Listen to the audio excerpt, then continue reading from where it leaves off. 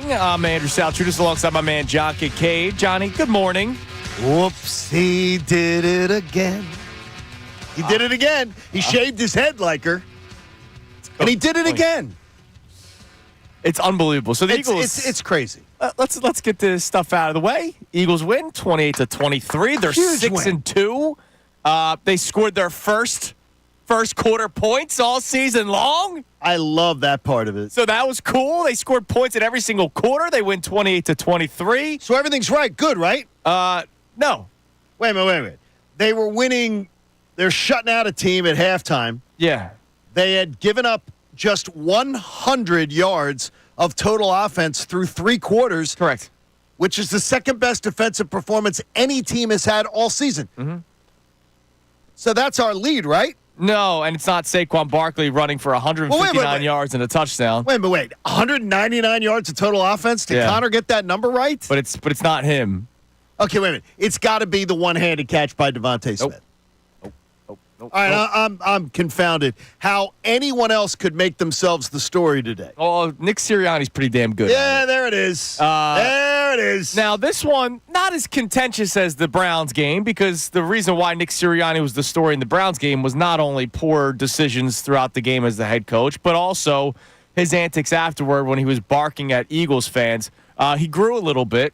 So he didn't go after fans this week? There was no going after fans this week, despite the fans progress, baby, being audibly upset with Nick Sirianni and his coaching decisions. John Kincade, you were there yesterday at Lincoln Financial Field, and in the second half, boos were raining down upon thy. Is that right? I don't know. I don't know what school you went to. Wait a minute, you went to mine. There's like a thick plate of glass between the media and the fans. Yeah. And the fans in front of us are very animated and very loud, and you can actually hear them. That game, and I said it because I took over the Fanatic Twitter feed, and at halftime, it was a visible party. It was a party. It was a raucous, loud, we love this, great job. Huge cheers going off the field at halftime. People so excited by Saquon Barkley's performance.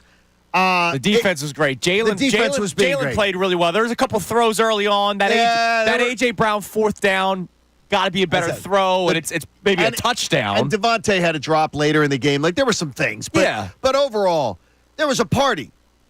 Unless you make it more difficult. And right before halftime. Dumb. You don't make it a 3-score game. Under no circumstances, because you're trying to be cute.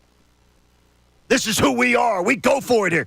You go up by 3 scores, you kick the extra point, let Jake Elliott do his thing, you have a weapon. Yeah, it's honestly, it's just straight up stupidity, and it's once again the my chart, right? Not where you're getting your labs, you're seeing if you're healthy or not. No, it's Nick Sirianni's chart, and for whatever reason, his math is different than our math, because 18 points, 17 points, I know it's different numbers, but it comes down to the same thing. 3-score game. 18 points in the second quarter before halftime. Yeah. There's no chart that's telling you there what you have to do. You go up by 3 scores. That's the chart. Period. If you have anything else on your chart, it's a wrong chart. Yeah. Flat out. Just do math. Do your math. And for some reason, Nick Sirianni continues to do it. He makes the easy stuff hard. No, he does. And I have no idea. Yesterday was a blowout. It was a party. And, Andrew, that place was raucous and joy and everything about it. And then Sirianni happened. And it did. It's him. It's him. He cannot help himself. He cannot help but insert himself into everything. Yeah. And that's what it was about. Let me show you. I'm involved. And let me show Dougie P. Well, I don't know. Could that have been any of it? I was thinking about all that stuff this morning. Last night, I was just furious with the head coach. This morning, when I woke up, I was trying to think of it logically. All right, what was going through Nick Sirianni's mind? And that did cross my mind. Now, I can't believe that to be the case. Okay. Who was the most beloved coach on the field yesterday? Doug Peterson. Correct. But I don't think. So Nick Sirianni. I don't think. What? I don't put anything past him because I don't trust him. I don't trust him. How did he turn a game yesterday that was an absolute blowout? Simple math. You win the game. And he turns it into a harem-scarum that they almost lost. Yeah, and look, they multiple times, chance to go up 3 scores. Instead, they go for 2. They don't get it. Chance to make it a 2-score game early in the fourth quarter. They don't kick the field goal. They turn it over on downs. And then all of a sudden, that keeps the Jags in it. And the Jags end up punting the next drive, and the Eagles score a touchdown. Then the Jags come right back and score a touchdown. But there were multiple times where the Eagles had every opportunity to put this game away. And again, I don't want to say the Eagles, the players. The players were doing it. The players got you in field goal range. It was poor head coaching, and then you missed the field goal in the second to last drive or in your last drive. Well, why are you having them kick it? Exactly. It was, you know what it was? It was very reminiscent of something that Doug Peterson did a couple of years ago. Doug Peterson, all game long, did not let Wendell Smallwood go on the field. He decided to put Wendell Smallwood in the 4-minute offense in the fourth quarter of a game against the Cowboys, and he fumbled. No duh. The guy didn't play all game, and now you're handing off the ball to him in an important position. You refused to kick field goals pretty much all game. You didn't want to kick extra points all game, and then all of a sudden you say, you know what? No, this time we do want you to kick a 57-yarder. With the game on the line. Yesterday was ignorant. That's what it was. Nick Sirianni's approach yesterday, not Nick Sirianni, no name calling. Nick Sirianni's approach yesterday, the job he did, was completely ignorant. You do not understand the rules of the game that you're coaching.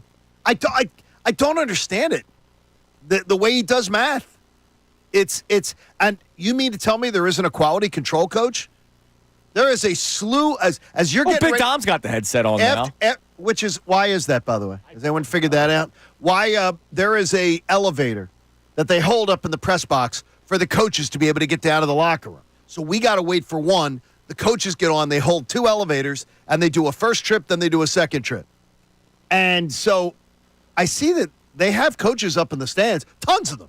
They got to have somebody who is there saying, Nick, here's where you take a timeout. Nick, here's where you kick the extra point. Nick.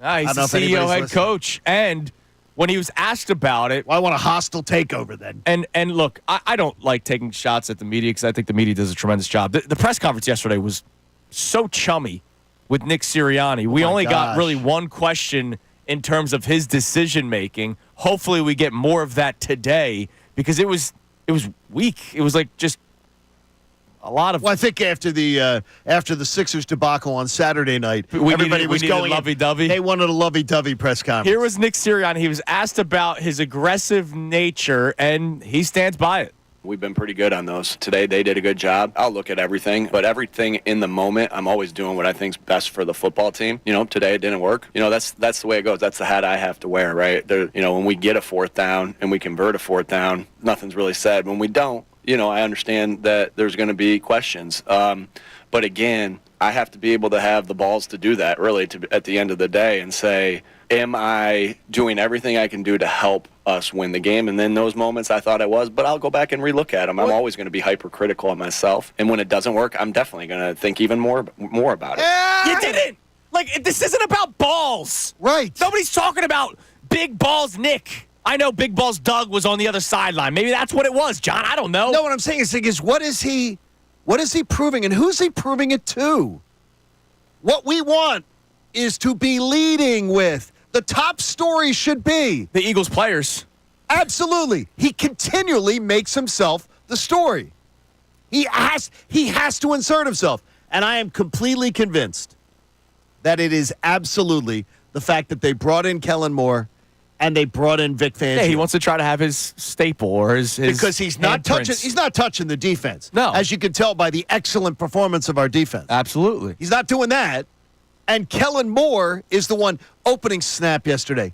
Under center. I wrote it down in my little notebook. Let's just say I'm glad there's a counter. Yeah, there is. I'm glad there's that desk and counter. I mean, it was great to see the diversity of everything. It was wonderful. A lot of pre-snap motion. By the way, the Eagles now one of the top teams in the NFL in pre-snap motion. Ever since they changed the offense, because Lane Johnson had to go to the freaking coaching staff in order to get the offense changed. And Nick Sirianni had to step away and let Kellen Moore do his job so that the offense could move the way it's supposed to move. And that's why the team looks so much better since the bye week. But no, the head coach still needs to find a way. And when he says in that answer, I'm doing what I believe is best for the team. You're not, Nick. You're just not. You're going up from 16 to 17 or 16 to 18 really isn't that big of a difference. No, there is a difference. Because when Jake has been Jake the Make for a reason. Yes. He's freaking automatic on the extra points. Kicking the extra point puts you up by 3 scores. Yes. That is a much higher probability with Jake Elliott than going for it. That's bottom line. You go up by 3 scores before halftime, and then you breathe. Yeah. Then you breathe, and you feel good at that 17 point. or 18 is 3 scores. It doesn't freaking matter. And I don't care about balls, Nick. I can't even believe we're talking about an NFL head coach that has to discuss that. Yeah, or has to make it like it's a storyline. And I'm waiting for a follow-up question. Then it was, yummy chummies the rest of the press conference. And I'm sitting here going, come on, somebody get back to it, because he's talking about, so I got to have the balls to do it. Good for you. Like, it didn't make any sense to do it. I do the same thing in Madden and NCAA, Nick, but it's a video game. All right, like you're sitting there talking about balls and aggressiveness. Dude, sometimes stupidity gets in the way. I think that it is. I'm going back to a party that I know Connor attended. There's a party back at Washington College. Okay. That Connor attended. And some guy has been a little overserved.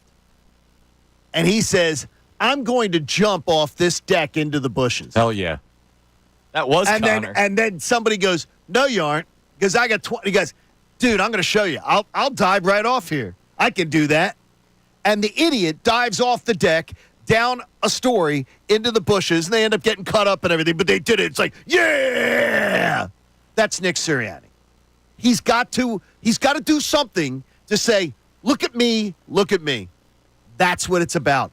And that's hurting this football team. It hurts. They won yesterday despite his strategy. So I wouldn't trust him, honestly, in a game of Connect 4. I wouldn't, to make the right calls. I just don't. I don't. And I feel stupid. Why? Because I scoffed at every single person, including you two, that said they should consider getting rid of him. That they should consider getting rid of him at the end of last year. I'm like, you do not do that. That makes no sense. You're being too reactionary. And I think now that I was wrong. Well, somebody's going to try to spin this. It was another win, and Nick Sirianni's the first. Bill's going to say it today at the midday show. No, he's not. Bill is not. I know. I saw his video. He's too smart of a football guy who understands the game. He's too smart to even come in here today and try to defend Nick Sirianni. He won't do that. I promise you. He will not do that today. I saw Bill. Bill posted an immediate reaction video. I didn't get to see it. I saw it. Okay. And he said I couldn't defend Nick Sirianni, and I was very proud of Bill. So Bill said there were 6 decisions that Nick Sirianni had to make, whether you agree with them or not, right? Like the 4th down and the 4th and 3. Right. I was actually in favor of them going for it there early on in the game. But out of the 6 decisions, all 6 of them failed. Let's get it straight. 0 for 6. Up 10-0, the 4th and 3. I was doing the station website. Yeah. The station Twitter feed. So I put it out there as I absolutely, before the play, I said, I have 0 issue. I was okay with it. Yeah, that's 0. A go. I like that one because I felt that was a foot on the throat move that you get that first down. It's so demoralizing, and then maybe you go up 17-0. So I was totally because again, a field goal makes it still a 2-score game. A touchdown makes it a 3-score game. I was in favor. Totally in favor of that one. I absolutely was losing my mind over not going up by 3 scores before halftime. Yeah, that was dumb. And you can go to the station Twitter feed and watch all these people going, oh my God, they're up 16-0, and you're talking about an extra point. Oh my gosh, I can't believe you're harping on this. Oh, geez, this is typical Philly media. Making it, like talking about things that don't matter. Until they freaking matter. Again, it is the biggest lesson in life. Things that you go around that the loudest mouths in the room say to you, it doesn't matter, doesn't matter, doesn't matter. Until it matters. Then you're going to go, oh, wait, that's not how we should be doing things. Yeah, maybe we should have gone up 3 scores. I only give Nick Sirianni a problem. People are going to say 9 points. I honestly only have an issue with 4. Okay. I have an issue with not taking the extra point before the half, and I have an issue with not kicking the field goal when you're up 6 late in the, midway through the fourth quarter to go up 9. Right. Those are the only two. To make it a 2-score game, like that I was, think that's stupidity. That's simple. Like that was That's just simple. dumb. And I'm not calling Nick Sirianni a dumb person, but he was dumb his strategy was during dumb. the game yesterday. Yes. So I have a question. Look, we're going to talk about the game because I already see a caller on hold. Here we go. They won. Why are we so negative? Stop it. Here's why we're so negative, because I have a question for you. Look, we're going to talk about the game. And the sports eagle god that is Saquon Barkley, jumping backwards and floating like an angel. Like, it was unbelievable what he was able to do yesterday. How's he get up that high? There are so many great things. We're literally going to do a highlight package of the big highlight plays later on the show. I'm not talking about like a first down run. I'm talking about Devontae Smith's one-handed catch, Saquon's hurdle, Zach Bond's interception, Nakobe Dean's interception. Like, there was top 10 plays took place during the Eagles game yesterday. But here's our question today. It's 610-632-0975. If you want to just react to the game, react to the great things, you can. All right? Because they won. The players were great yesterday. The head coach was not. No, and that's he what leads to this question. Can the Eagles really win? And when I say win, I don't mean a game in November against the Jacksonville Jaguars, who are a terrible 2-7 football team. I'm talking about a game against the Lions in the playoffs. I'm talking about maybe when the 49ers get healthy if you face them in the playoffs. You mean playing like that yesterday is how you're phrasing it? No. Oh. Can you win big in spite of the head coach? And I'm talking about playoffs. I'm talking about games against the Ravens, which you're going to face on December 1st. We're less than a month away from that game. The 2 games against the Commanders. Yeah, the Eagles can win a game against the Jacksonville Jaguars when the coach makes 5 boneheaded decisions. But when the coach makes 5 boneheaded decisions against legit opponents or in the playoffs when you have to be as close to 100% as possible, can you actually win big in spite of your head coach? Because I say no. I don't believe you can. Oh, you can't. Look, you're not beating the Lions with your coach making decisions like that. You're not beating the Ravens. You're not beating the Chiefs. You may beat the 2-7 Jacksonville Jaguars. But, again, if you're defending Nick Sirianni today or you're saying that this isn't a big story, I got to tell you, you're just not paying attention. All right, so I'm not a Nick Sirianni guy, like, at all. You know I tried telling you were being too negative against him. Like, he should have been gone. I don't trust him. Okay. Yes. I'm putting that in one box. You can absolutely win big with Nick Sirianni. You could absolutely win big with him. In spite of him, yes. Because we saw them in 2022 with him as the head coach of this football team go on that run. And I still believe, just like we still believe that Jalen Hurts, for a stretch, can be the quarterback he was in the biggest moments of that year, I believe Nick Sirianni can be on the sidelines for a team that accomplishes something similar or wins that final game. It's going to be heavily on the coordinators, and he may make it tougher on them. Like, he may be pulling in the wrong direction, but this team may still be talented enough, and Kellen Moore and Vic Fangio may be good enough in their respective jobs that they could still win big. So I'm going to say, absolutely, you can still win big with Nick Sirianni, but do you want a head coach who's pulling in the wrong direction? No, I don't. No. And unfortunately, he is the head coach. So would love to hear from you on that question. Can the Eagles really win big? And big is not yesterday's game. No, big is against top-notch opponents. Who's the Little League coach? Coach Dan. Coach Dan. Coach Dan. I think Coach Dan may. I mean, they may need a inspirational pregame speech from Coach Dan. Yeah, the two of them might need to sit down, go over some film this week. I want to see Nick Sirianni in Dallas. I want to see him strung up like Hannibal Lecter on a stretcher with a cage. Yeah, with the thing over his face. And just prop him up there, like, and then where he cannot negatively affect what is a very, very talented football team. Because you allowed the Jags to come back yesterday. Like, his head coach, it wasn't because of the defense. Saquon Barkley, the fumble, we'll talk about that later on, but it was his coaching decision that legitimately opened the door for the Jags to come back, and they almost beat you. If the Kobe Dean doesn't make a great play because Trevor Lawrence overthrows his receiver constantly, the game's you lose. So for somebody to say, we got to win, why so negative? Today isn't just about November 3rd's game against the Jags. It's about January and hopefully February. And I don't think you can win big in spite of the head coach. So we'll hear from you. 610-632-0975. You can text it. You can call in. Also, coming up next, we're going to talk about the players, John. Both offense and defense. So this will be a nice positive segment. Football talk next, not just coaching, because football was amazing last night for the Eagles. It's Kincade and Salciunas, 97.5 The Fanatic.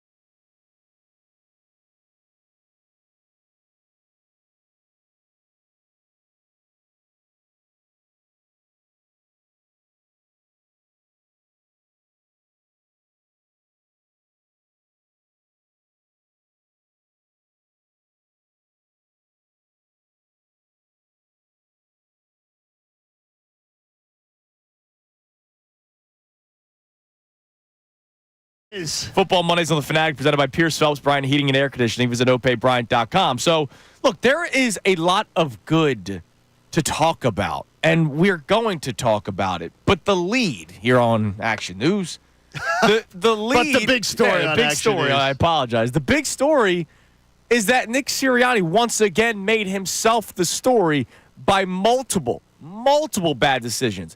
And there are people, I get it. They see the final score, and they see that there are more points next to the Eagle than there were against the Jaguar, right? And so Eagles win. That's great. Eagles turn to 6-2, which despite the slow start this year, 6-2 is a great record. It's a fantastic start. It's one loss behind the Detroit Lions, who are considered one of the best teams in football, if not the best team in football. And so the Eagles are right behind them record-wise. So there are a lot of great things. Saquon Barkley has been everything as advertised. No. He's been more. Yeah, he has been more. He's been more. It's unbelievable. Jalen Hurts once again played a clean game yesterday. Everything we asked Jalen to do at the bye week, he's done. He's done it, and he's done it in spades. He's hitting, he's doing everything, and he's playing within himself. Yeah. There were a couple throws yesterday, but every quarterback like the has A.J. a Brown couple 4th throws. and 3 was a bad throw. Yeah, but everybody if it's a has good a couple throw, it's not throws. just a first down, it's a touchdown. But yes, you're right. Jalen looks like the guy that everybody is hoping he could be. I mean, just look on the other side of the field, right? Like Jalen Hurts is 18 of 24 yesterday, 230 yards, 2 touchdowns. Sunshine is lost. 16 of 31 for 169 yards, 0 touchdowns, 2 picks. And let's face it, 169 yards, that's coming from behind and trying to get back into the football game when the Eagles are up 22-0. I am so impressed with almost all of them. And the offensive line. Tremendous. Fred Johnson's playing. It looked like I thought he was going to leave the game because of injury. Yeah. He probably should have left the game because of injury, but he stayed in it. He gutted it out. Tyrone said his cousin Fred. Yeah. I said, if you were at FanFest and got a chance to meet Tyrone's brother, I think Fred's built more like Tyrone's brother. Yeah, he's an imposing fella. And that was they're such a talented team. And I do believe they get drawn into nights like that. Should have been a fourth quarter off game. It should have been. And it wasn't because of the head coach. And so our question today, can the Eagles really win? And by win, we mean win big. Playoffs we're talking about in spite of the head coach. Because right now, the Eagles are 6-2. I can make the case that Nick Sirianni is the reason why you lost one of those 2 games. I can also make the case. No, you can absolutely. Yeah. There's no argument. I can make the case that the Eagles have won 2 games now this year in spite of their head coach. So, yeah, it's great that they're 6-2. It could be better. It could be worse. But Nick Sirianni has made himself the story, and that's why today it's not just let's celebrate the great of the Eagles. We will play the highlight package later on. But right now we start talking about Nick Sirianni. Let's go to the phones because a lot of people are awake and ready to go on this Monday morning. And I want to start with this call because I want to hear him out. Let's go to Steve in North Philly. What's up, Steve? Hey, guys. How are you? What's up, Stevie?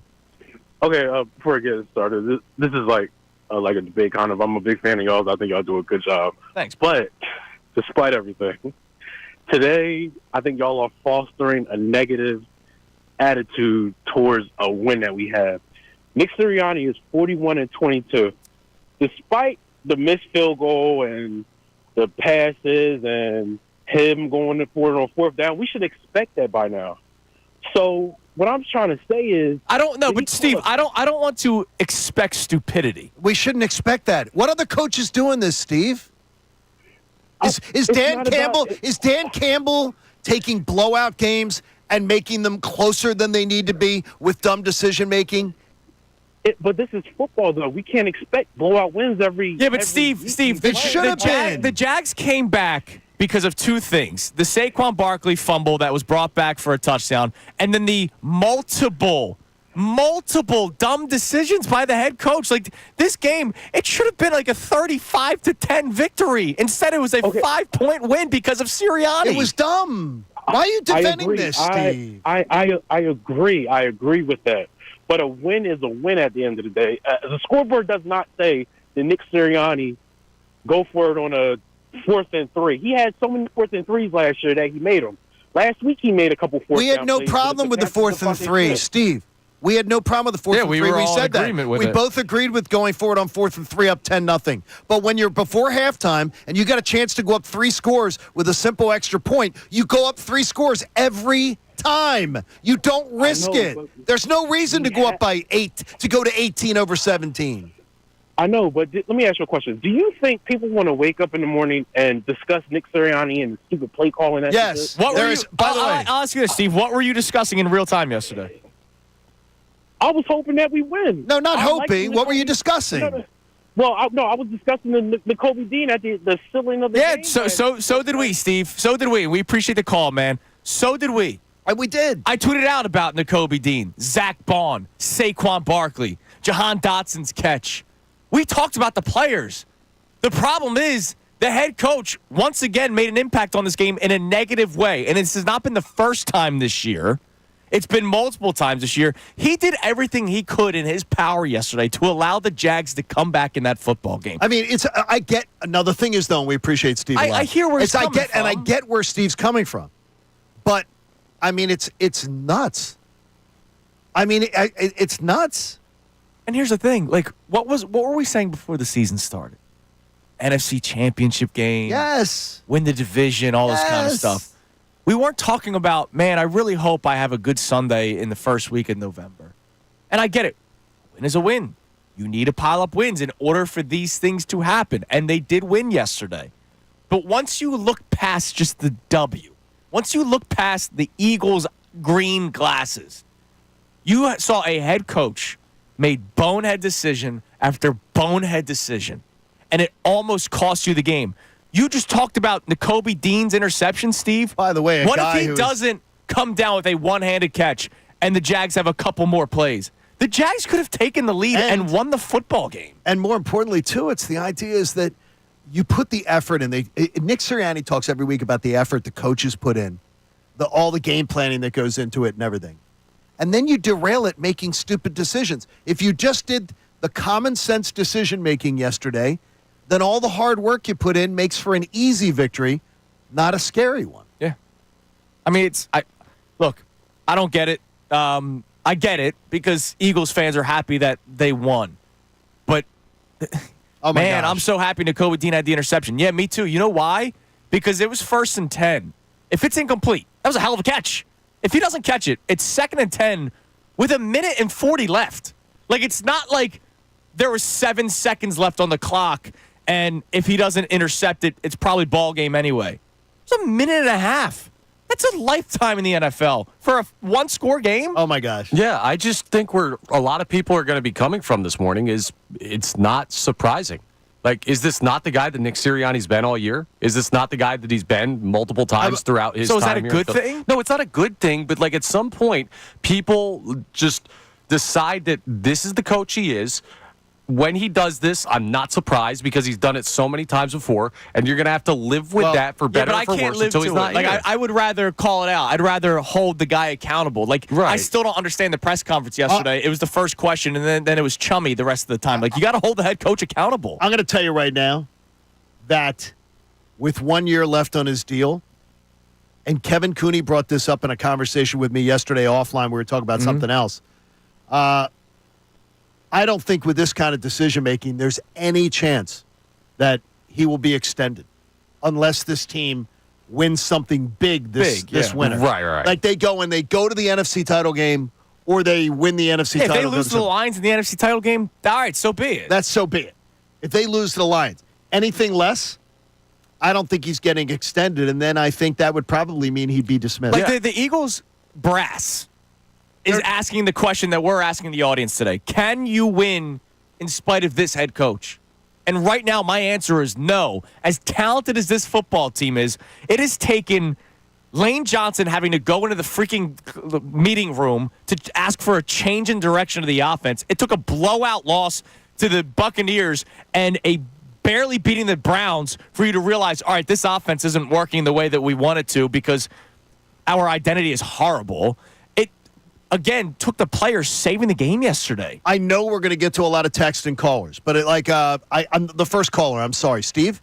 Yes. Okay, from North Steve. Philly. Steve from North Philly. He says, who wants to talk about this? 4 out of 5 people that are on the line all want to talk about this. Yeah.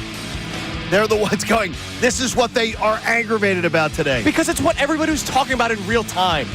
Like, I get it. People are happy they win. And we're happy they won. But if I'm pissed off for 95% of the game, I'm going to be pissed off the next day. Now, yesterday, I was not pissed off for 95% of the game. I was pissed off for 50% of it, the second half of that game. Yeah, the first half was beautiful. So I'm 50-50. All right. 50% of me loves what I saw yesterday. The other 50% hated what Nick Sirianni did. Tried to warn you. Oh, get the hell! You see? Stop! Here we go. You better watch it. You better watch. You yourself, will have that conversation, Mr. False Cockiness. Mr. Absolutely right. Get the hell out of here. All right, coming up next, we will get to more of you, I promise. But we're going to take a slight break from the Eagles next. And I get it. It's a football Monday. But my God, was it a wild day Saturday in Philadelphia. It's Kincade Salciunas, 97.5 The Fanatic.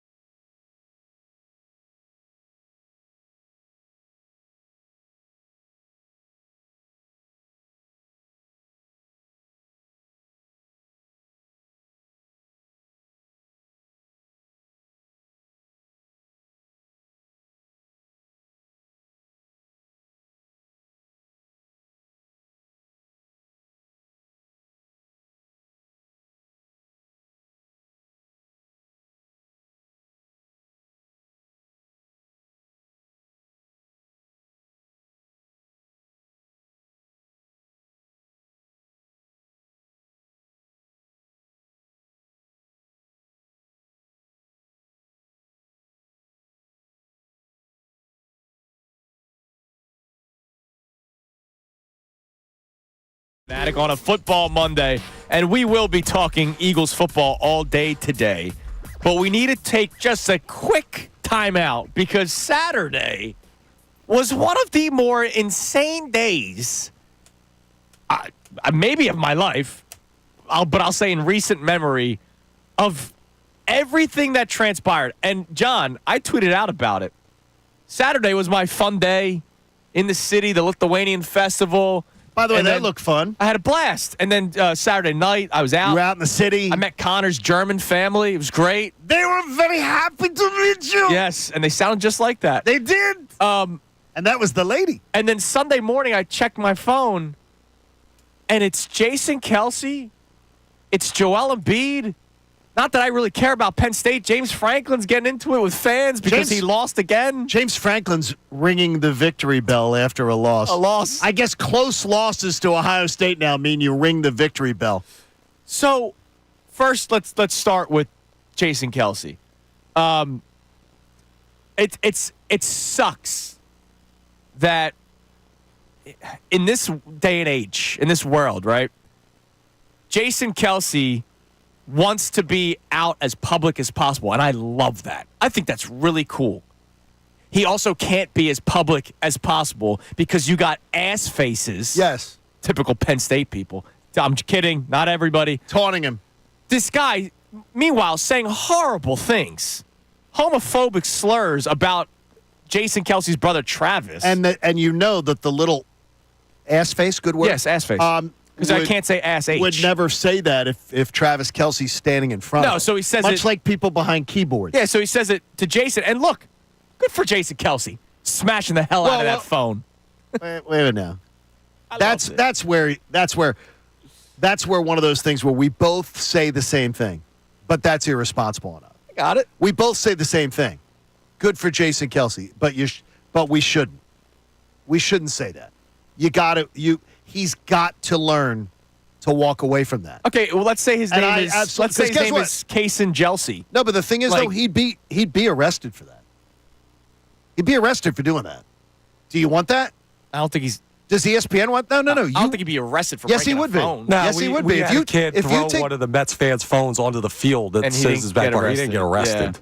He would absolutely, with video of that incident, be able to be arrested. He would absolutely be able to be arrested. Let's just say he'd be in trouble. You'd be in trouble, yeah. No, you'd get arrested for it. You'd get a court date. You'd get a court date. You absolutely cannot do that to somebody. Go try it today. I'm not saying film you can. I'm just not saying arrest. Give me your phone. No, you can't. I slammed it. You cannot do this. So the thing is, yes, I get you.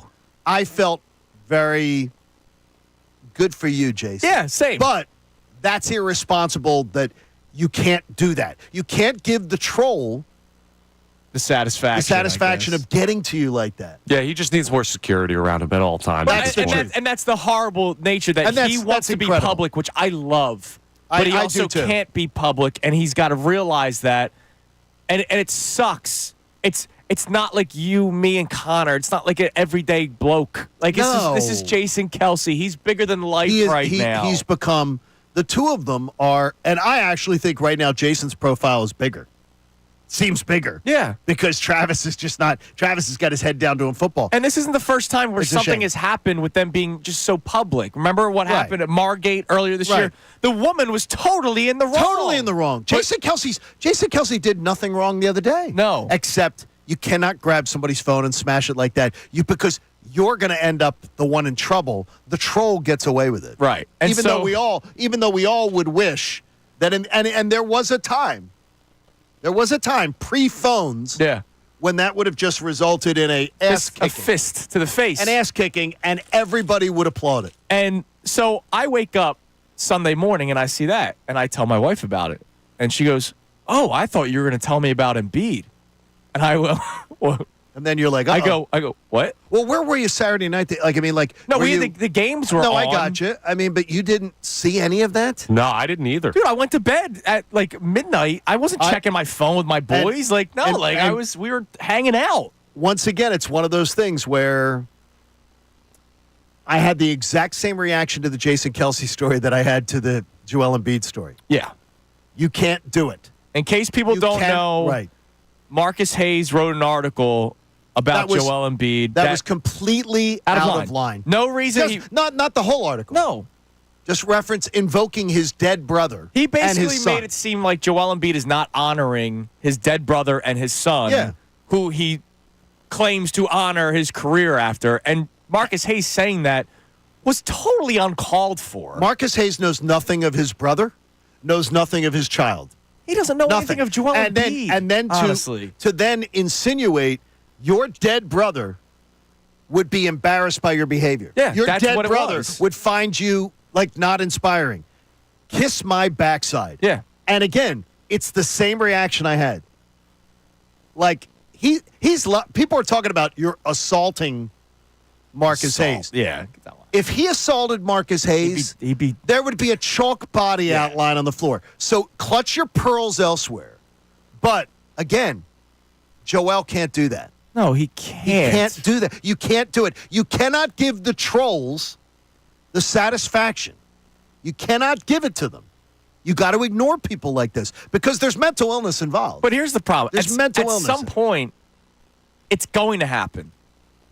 Embiid probably isn't the worst story there's probably stories that have not gotten out. Like, you know how locker rooms can be. Well, no. Yeah. I got to tell you, early in my career, when I used to be in the baseball locker rooms all the time, having to collect sound and everything, I got to tell you, I saw, and Kevin Cooney and I talked about this yesterday, I saw 3 or 4 incidents in my career where players bowed up on members of the press. Yeah. And I promise you, the members of the press they were bowing up on had nothing, those people were not invoking dead relatives and stuff like that, which is completely out of bounds. All they were doing was being critical of the player. Right. So, like, I'm not saying, like, good for you, Joe, but at the same time, no, I good for you, Joe. Yeah, like, I mean, I'll be honest. Like, once you go out of line, look, if he wasn't in the locker room, let's say that they met up. By the way, bar. I admire Marcus for being there. I understand for making himself there and seeing him. He didn't and he also did offer an apology. Yeah, but in the beginning, but you should still be ashamed. That's a weak ass apology. That apology wouldn't mean anything to me. That apology meant nothing. It would go in one ear out the other. You wrote a horrible thing, and because of the backlash you got, then you decide to apologize. And that is your track record. That is your reputation, and that's something you seem to get off on. Yeah, it won't be the last time, by the way. Oh no, letting you know now. Sometime might be worse.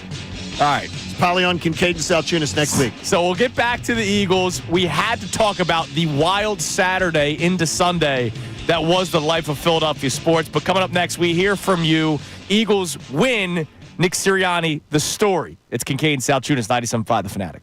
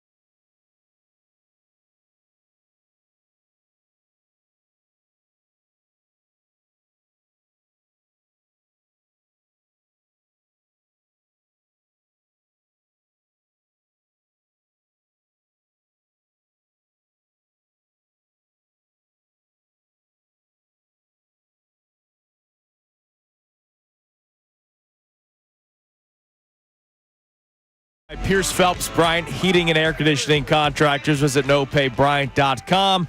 Reacting to the Eagles' win over the Jags 28-23 yesterday, improving their record to 6-2, which is tremendous. But unfortunately, once again, Nick Sirianni has found a way to be the biggest story from an Eagles win, and not in a positive way. It's now been 2 games this year when the Eagles won a game, and the next morning here on Kincade Salciunas, we lead with the head coach. And so that's why our main question today at 610-632-0975 is whether or not the Eagles can win big. Ravens, playoffs against the Lions, Commanders twice this year. Can the Eagles win big, not just against the freaking Jacksonville Jaguars, who are now 2-7? Can they win big in spite of the head coach? If you want to talk about just the great things of the game yesterday, feel free, because coming up at 7:30, we're going to do a little highlight package of the big plays that we saw yesterday, because it was a highlight day for the Eagles yesterday. And that's why our first caller today, Stephen North Philly's like, hey, let's just talk about the good. I would love to. But, Johnny, we can't when the head coach does what he does again yesterday. And congrats to Shady, too. Yes. Was another thing yesterday. Shady McCoy knew exactly what to do with the crowd. Not, certainly not a speech that was like, this incredible. It was just from the heart. Yeah. And he knew how to get in, get out, and celebrate it. And it was great seeing so many of his former teammates around him. Oh, yeah, absolutely. It was just another great story of what should have been a perfect weekend. And then Nick just continually has to mess. Here's Nick Sirianni talking about the aggressive nature. And, look, I get where he's coming from. I'm aggressive. But the macho man, he literally drops, spoiler alert in this clip, balls. Take a listen. We've been pretty good on those. Today, they did a good job. I'll look at everything, but everything in the moment, I'm always doing what I think's best for the football team. Today it didn't work. That's the way it goes. That's the hat I have to wear, right? When we get a 4th down and we convert a 4th down, nothing's really said. When we don't, I understand that there's going to be questions. But again, I have to be able to have the balls to do that, really, at the end of the day, and say, am I doing everything I can do to help us win the game? And then those moments I thought I was, but I'll go back and relook at them. I'm always going to be hypercritical of myself. And when it doesn't work, I'm definitely going to think even more about it. You were 0 that, for 6. How many times has he said that in the past 2 years? Have you heard Nick Sirianni in a press conference say, I'm going to go back and I'll be self-critical and I'll look at things and then it won't happen again? It happens over and over again. He doesn't mean it. No. Because in the moment, he's the guy who says, it's January 1st, no more Oreos, no more chips, January 1st. And then little kid brings out a pack of Oreos, and he's like, okay, I'm just going to have one. Then I'm going to have some chips. Yeah. And he has the best of intentions, but he gets in his own way over and over and over again. Well, listen, Johnny, diets are hard. Take it easy. Believe me. I felt seen right there. But I get. We talked about this earlier in the year, the identity crisis of Nick Sirianni. Not forget the Eagles' game plan identity, run the football. I'm talking about Sirianni himself. Yesterday, he goes, all right, I'm going to be aggressive. So if he sticks with that moving forward, I'll still be critical of the bad decisions, but okay. But this year, he's gone back and forth. There's some games where he's uber aggressive, like yesterday, and then there's other games where he's not. So he's been inconsistent all season long. And he just doesn't seem to have a handle on it. There were 6 decisions on his part yesterday. And I agreed with one of them. And all 6 of them failed. Yeah. And we are just radio hosts. It's tough to make that many. But again, just to make clear, so we set it down. Up 10-0, 4th and 3. Totally on board. You, me, and Connor all said go for it. Yeah. No issue. Go for it. No problem. So we're not just blindly saying everything he does is wrong. Not kicking the extra point to go up 3 scores before halftime was just flat out a stupid decision. Kicking the field goal to it's go a dumb 9. decision. People are like, you go for it from there. You just do. It's you got to go. No, you go up 3 scores. 3 scores is 3 scores. Going up 3 scores absolutely overpowers any other rationale you have. You go into halftime up 3 scores, then you potentially have a 4th quarter game that can be put your feet up. But it's not the sexy thing to do, John. I have to be aggressive. And if anybody played Madden And if there was a penalty that could get you on the 1 yard line, we're all doing fullback dive, right? Like, there you go. But it's not Madden. No, but they won't even get. By the way, you have arguably Derrick Henry, Saquon Barkley. Yeah, the two of them, and you can never line up 4th and 1 and just run the football. It's freaking embarrassing. It is absolutely embarrassing. Like, you have to do the same thing because that's our identity. That's our signature play. That's me. That's what people talk about me for. It's not working that well recently. Instead of just saying, Saquon Barkley has been held to negative yardage a handful of times all year. It's ridiculous. It's just, look at me, look at me, look at me. I'm going to show you what impact I have on the game. All right, so in case people are tuning in and saying, wow, why are these guys so negative? Because our first caller wanted to talk about the positives. We're not alone. Let's go to June in Philly. June, you're on the Fanatic.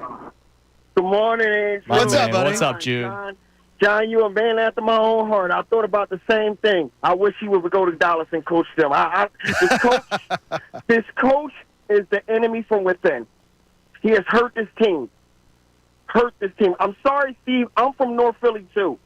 But you're wrong. This morning, and I don't bash the callers. Man, this team had 3 plays, arguably, that's probably plays of the year. Had he lost, what would your thoughts be, Steve?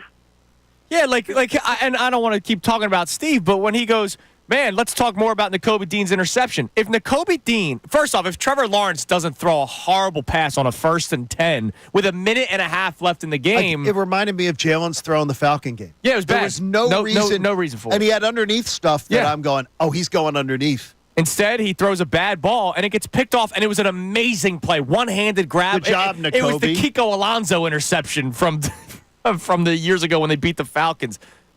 But that's not the point of it. The point of it is that needed to happen in order for them to win.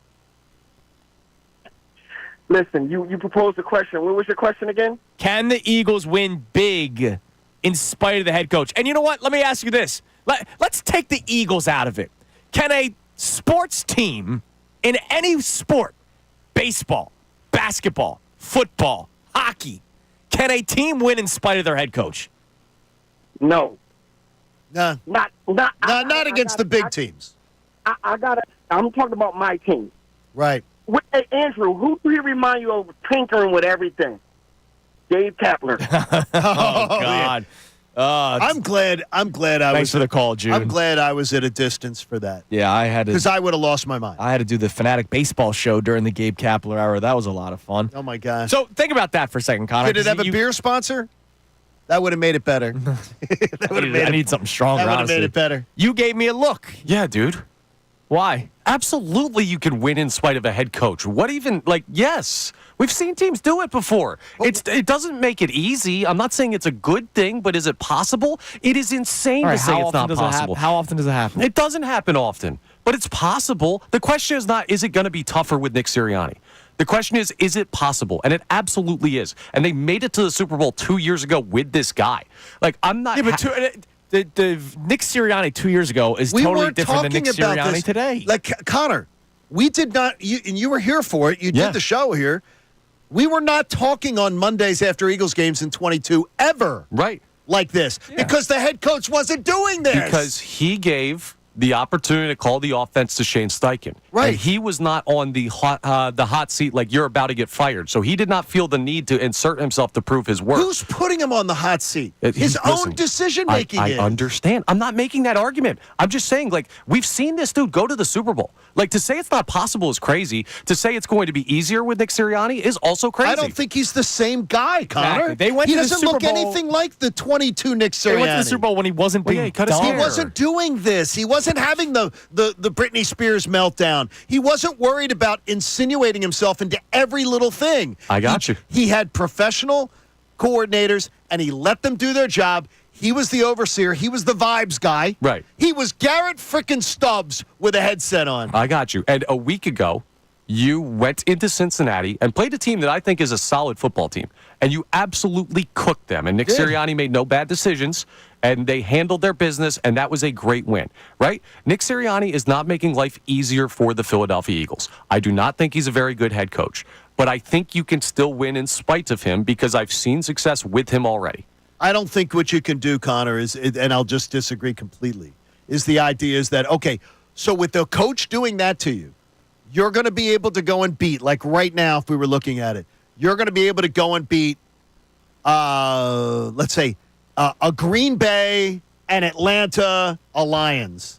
To get to the Super you Bowl, beat Green and Bay win. already this year, so yes, you can beat Green Bay. Yeah, you can. Not the way that Nick Sirianni's coaching. No, but I'm not arguing that. If he has the game he had yesterday, you're not beating a lot of teams in football. You're lucky you're playing the Jaguars, but that's not every game from Nick Sirianni. Hold on. But why it's is half. it happening? It's okay. half. Why is it happening? Okay, so it's half. So flip the coin and see if you can win or not. But let's you're not just gonna have be none of coin it. flipping. We should not be okay with I'm this. not saying I'm okay with You it. sound like you are, No, though. I'm saying- You're not. That's what you're saying is one thing. You sound like you're defending John, it. I've been saying to fire the guy for a year and a half. I don't like him as a head coach. But the question is it possible to win with him? And to say it's not is short-sighted and incorrect in my opinion.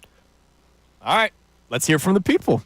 Oh my! Because I know Matthew's on the same page as Connor. There's all two of you. What's up, Matthew? What's up, Matthew? Matthew in Darby. Hello. Can you hear me? Yeah, we got buddy. you. How you doing, man? There we go. Hey, I absolutely agree with Connor because all I'm saying is, first off, good morning. Good Thank morning. you, buddy. What's up, brother? Go Birds. They win. They're 6-2. Birds. Yes, sir. There Yes, you sir. I just want to say that Dan Campbell makes these same type of decisions. He's in fact this year he is not. He did last year in the playoffs. In the playoffs, it was horrible. And you know what he does all the time now? He has actually talked multiple weeks about how he had to learn to get out of his own way. Mm-hmm. So that's not true. Understandable. He's not doing it this year. He's getting out of the way. He's not feeling the need to play Billy Big Balls on every play call. I'm not saying, but even on the other hand, if we would have at least converted, let's say 4 or 3 out of 5 of those plays, we wouldn't be having. But they any did of it. the But they didn't. And it allowed the That's Jags the to get back thing. in the game, man. But last week it was the same. All you had to do- It was the same thing, but Wait a minute, Matt. No, last week they were just beating the doors off Matthew, them. you are up in the game by 6 points. In the fourth quarter, you have a chance to kick a 40-yard field goal To make it a 2-score to game. make it a 9-point game. What are you doing as a head coach? kicking the field goal, yeah. Then that's it. Then we're on the same page. You know that that's wrong. That he's going for it. It makes no sense. He doesn't. Thanks for the call, Matt. I thought it was funny yesterday to hear he must be going up against his own kicker in fantasy. Because what he does, I'm telling you, he has a weapon at kicker and he doesn't use them. He does. It makes no sense. And look, it's not as simple as the way Matthew just pointed out. Well, if it If they we wouldn't converted, be talking about it. it goes back to the Saquon Barkley play against the Falcons. If it worked, they're 7-1. Correct. Right? But there is probability involved. Right. And there's risk management involved. Many Saquon more- Barkley Yes. had a chance to catch that ball and score a touchdown or get stopped short of the goal line, but the clock's ticking. Or he had a chance of dropping it. Or he had a chance of deflecting it and it getting intercepted and it being a pick six. So many more bad things happen on a pass play than a run play. Yeah, it's simple. Like it's not like it's very simple. Run play fumbles the variable. Yes. That's the variable. So, if it worked, they're 7-1, but it didn't. It didn't. And it's like so to Matthew's point, if 3 of the 5 things worked yesterday, we're not talking about it. You're right. But you know what I could still say? I wouldn't have done that. Yeah, you can't laud bad decisions with good results. You should always, in the moment, try and evaluate whether the decision is the proper one, regardless of outcome, and judge it based on that. The 4th and 3 was a good decision on my part, despite a bad result. exactly. We all approved of the up 10-0 second quarter, 4th and 3. I had zero issue with it. I was running the station's Twitter feed, and I said it. Yeah. I had zero issue with that. Like, if Jake Elliott makes that field goal, it's still dumb to not punt it, Yeah. right? It was dumb. I mean, It felt like the Atlanta game. It happens all the time. I said it last week. I still think that drafting Jalen Hurts was a bad decision at the time. It's worked out.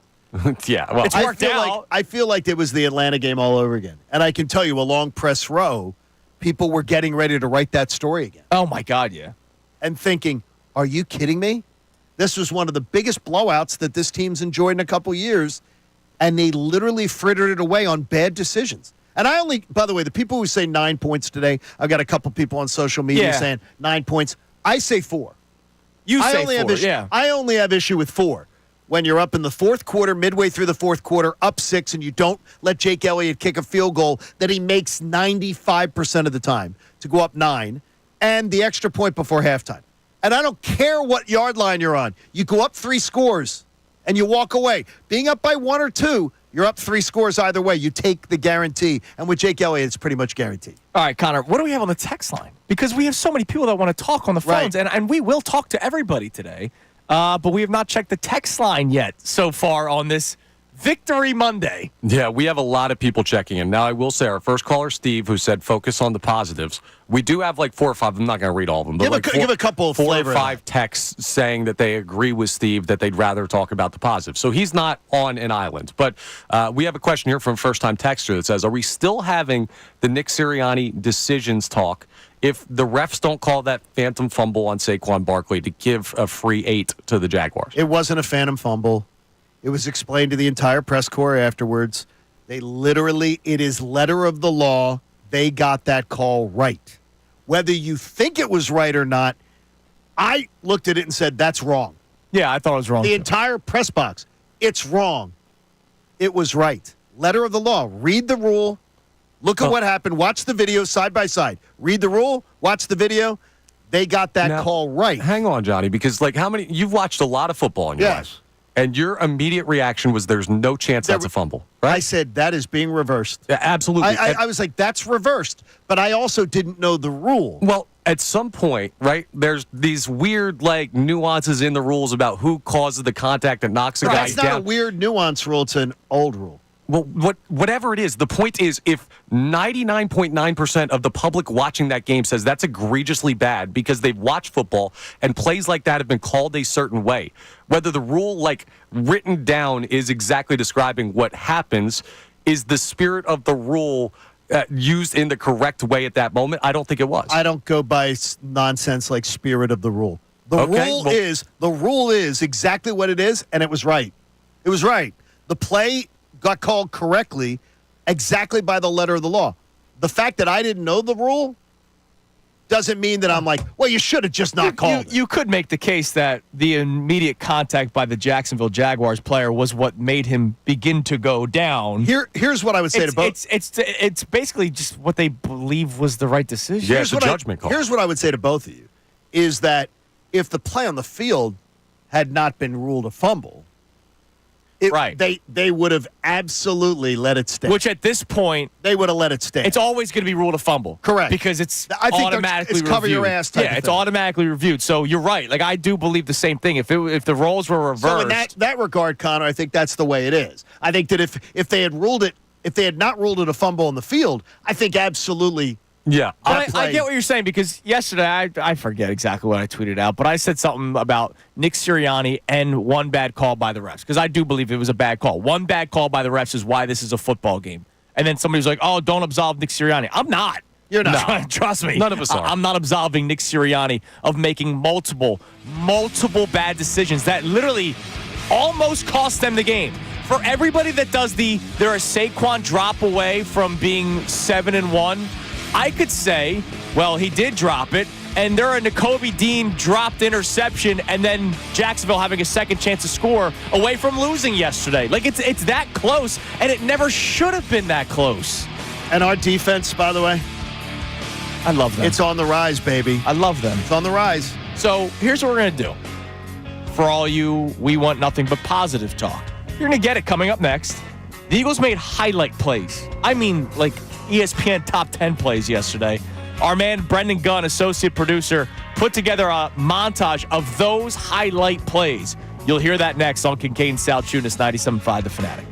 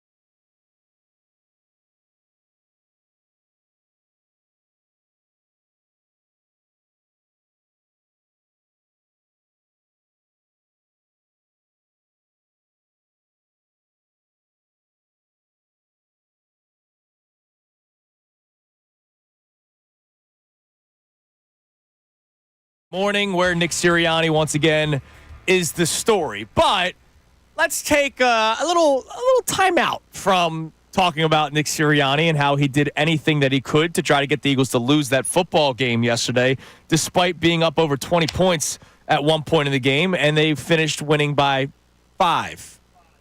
5, which I'm not just pissed because I would have had a perfect week in my picks.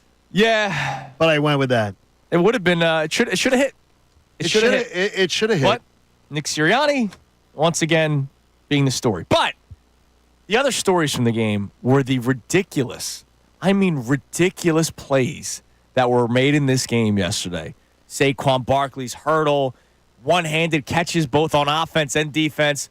We'll take a listen. Our man Brendan Gunn, associate producer, put together a little montage of the highlight plays from the Eagles' victory yesterday. On a sunny November day in Philadelphia, Week 9 of the NFL continues. The Eagles break out the Kelly green uniforms, looking for their 4th straight win as they host the Jaguars. Braden man boots it. Trammell from the 14-yard line lost the football, and the Eagles fall on it. Keely Ringo. Sidney Brown knocked it free, and Ringo scoops it up. Hurts with time. Now looking end zone for Barkley. Touchdown! And there it is. The first points in the first quarter this year for Philadelphia. Hurts has time. Now locates Barkley out of the backfield. Barkley slips 2 tackles and picks up the first down. Jumping up in the air to the 30. A gain of 14 for Barkley with some nifty moves along the way. It was the best play I've ever seen. Saquon's play. Defense that has really struggled in the first half. And ETN couldn't hold on to it. Did Bond pick it? Yes, he does! Zach Bond with the interception. 3rd down and 17. They'll run it with Barkley. Barkley at the 10. 5! Touchdown! Hurts looking deep down the field for Dotson. Oh, and he juggled it and caught it! What a grab by Dotson! Hurts keeps it himself. Has some room. Hurts at the 10. 5. Touchdown! Jalen Hurts with the score. 3rd and 22. Hurts looking end zone for Smith. And it's the adjustment. Did he get the feet in? Touchdown! What a catch! You know, I threw it to a spot where he can only get it, and that's a hell of a play he made. I've seen him make that play in practice. I've seen him in the back of the end zone stick one hand out there and make that same very play. Lawrence has time, looking for Johnson, and it's picked off! Nakobe Dean, the 3rd-year linebacker out of Georgia, with his first interception. It's a play that I knew they had. You know, they got good backs. They can run good routes. I got beat on it in training camp. I just seen it quite a bit. I remember from college.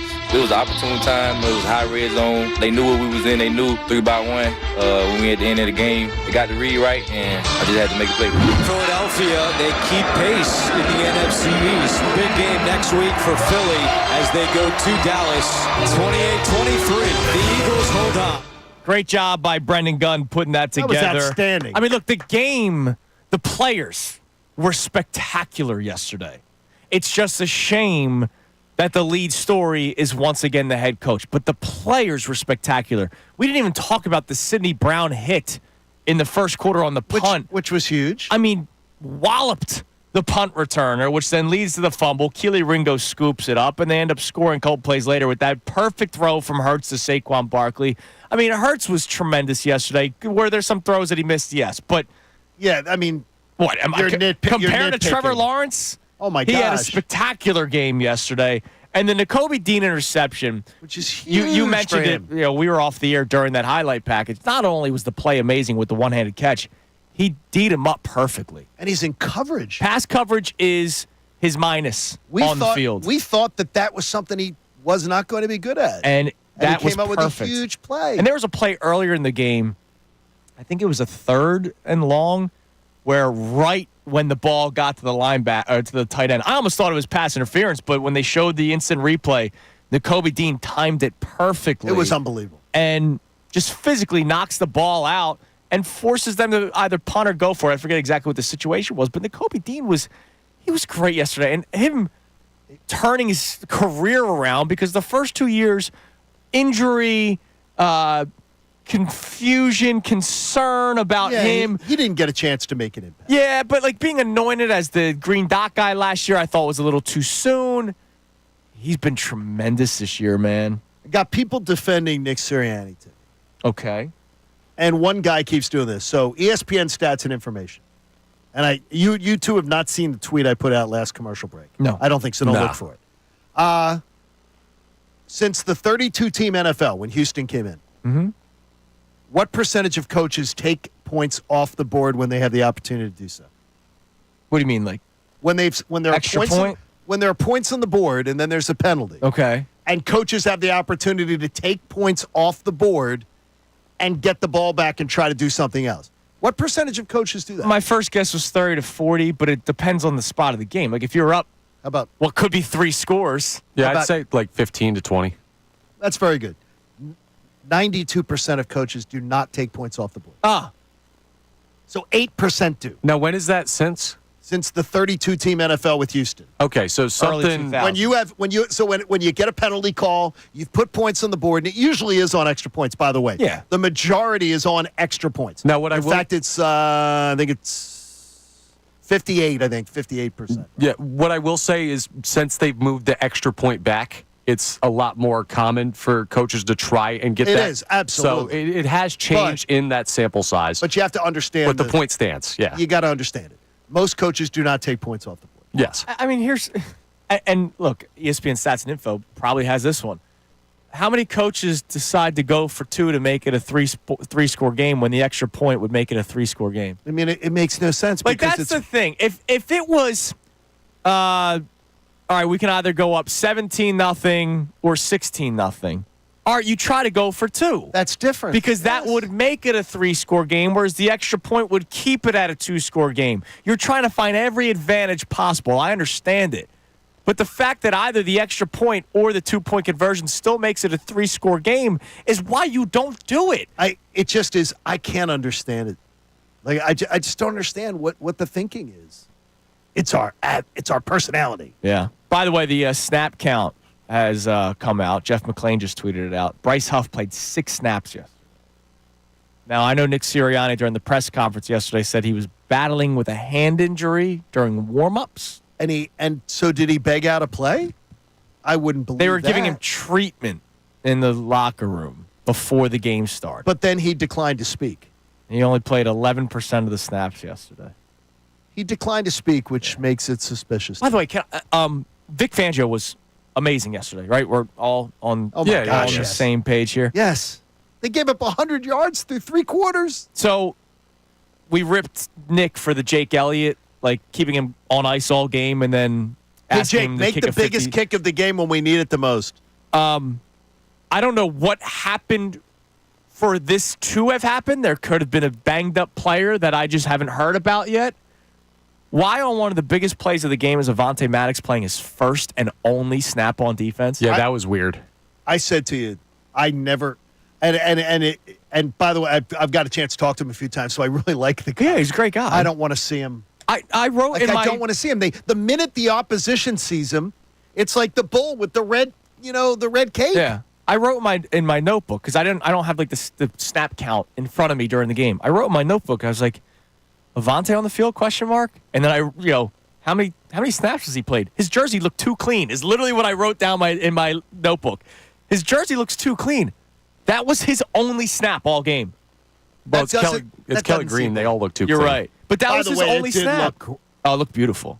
By the way, it's somebody that I trust. Tell me again that they absolutely are looking at if running back were to come up, bringing it back. I see that as the insurance policy. That You brought might up. be it. You brought that up. A very affordable late third day pick for a running back. I mean, Yeah. But also, yesterday they carried the ball 46 times. could the Eagles also eventually just go back to the Kelly Green as their primary That'd be cool. and then cash in on all the sales of everybody. They would make a lot of money. I wouldn't hate it. The Maddox thing. I think it would be people would be excited. Yeah, just to go to the Maddox thing back. That could have been as simple as like a dude taps out. It could have been. Tired for I know. A play, I'm just and like, it just but it was happens a to be big, tough it was a spot. huge moment. No, in I the got game. you. But if you're tired, you're Yeah, tired. no, I It's get not it. Anthony Richardson. I was about to say, ask Anthony Richardson. Yeah. But to your running back point, Kenneth Gainwell only 5 carries yesterday, and it wasn't good. It was 5 carries for 9 yards. I don't think he stinks. I just don't think he's that great. And maybe if they're thinking big picture and they know that running the football is their strength, You maybe get one more back in here if it's affordable. and nothing crazy. It's not going to Yeah, if be. it's affordable. They're not trained for Derrick Henry.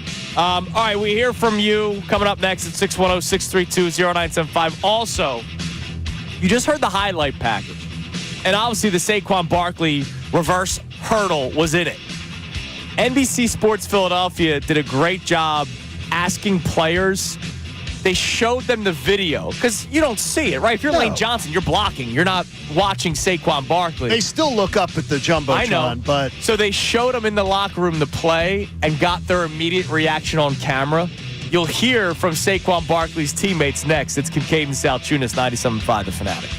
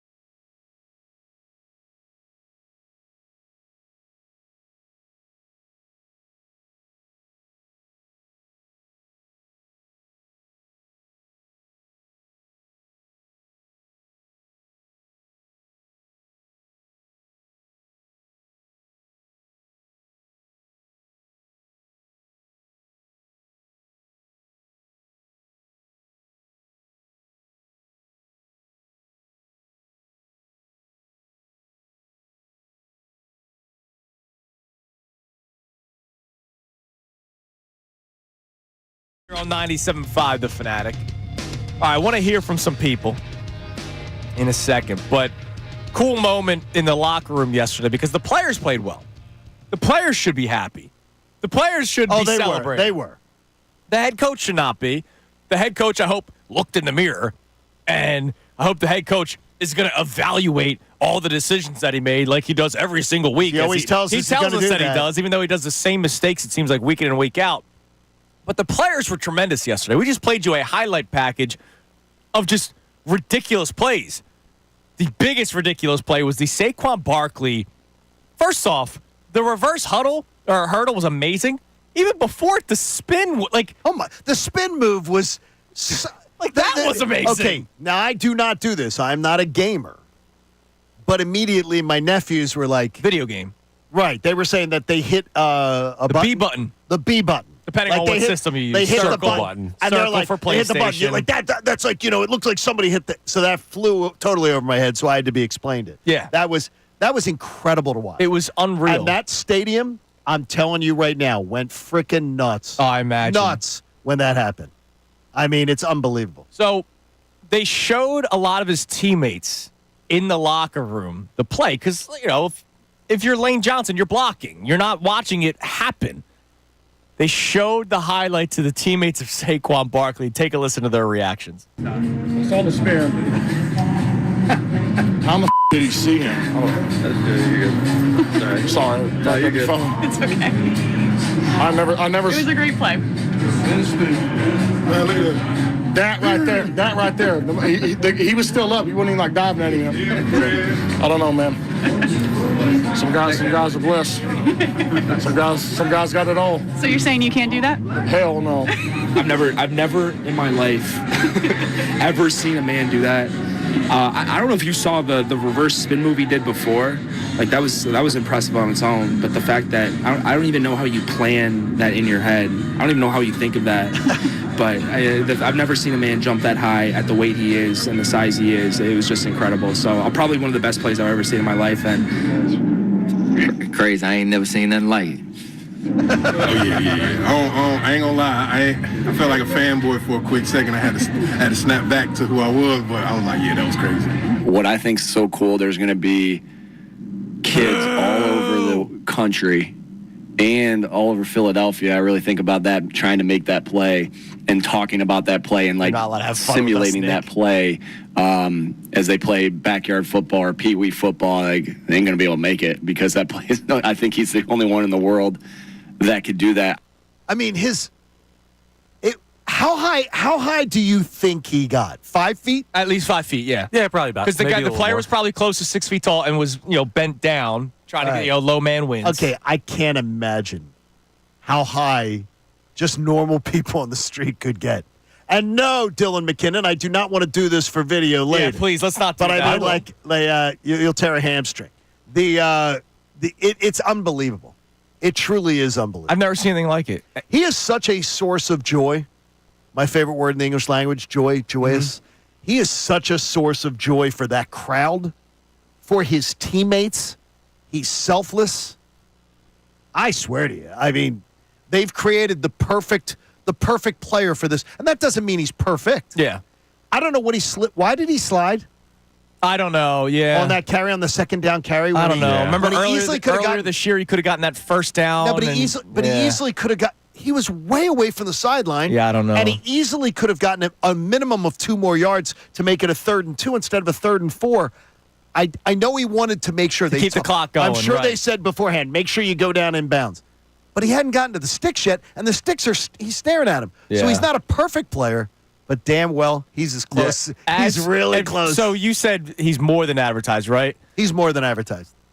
How many players have we seen in our life come, not draft pick, I'm saying the big free agent, because normally it doesn't work out for us, right?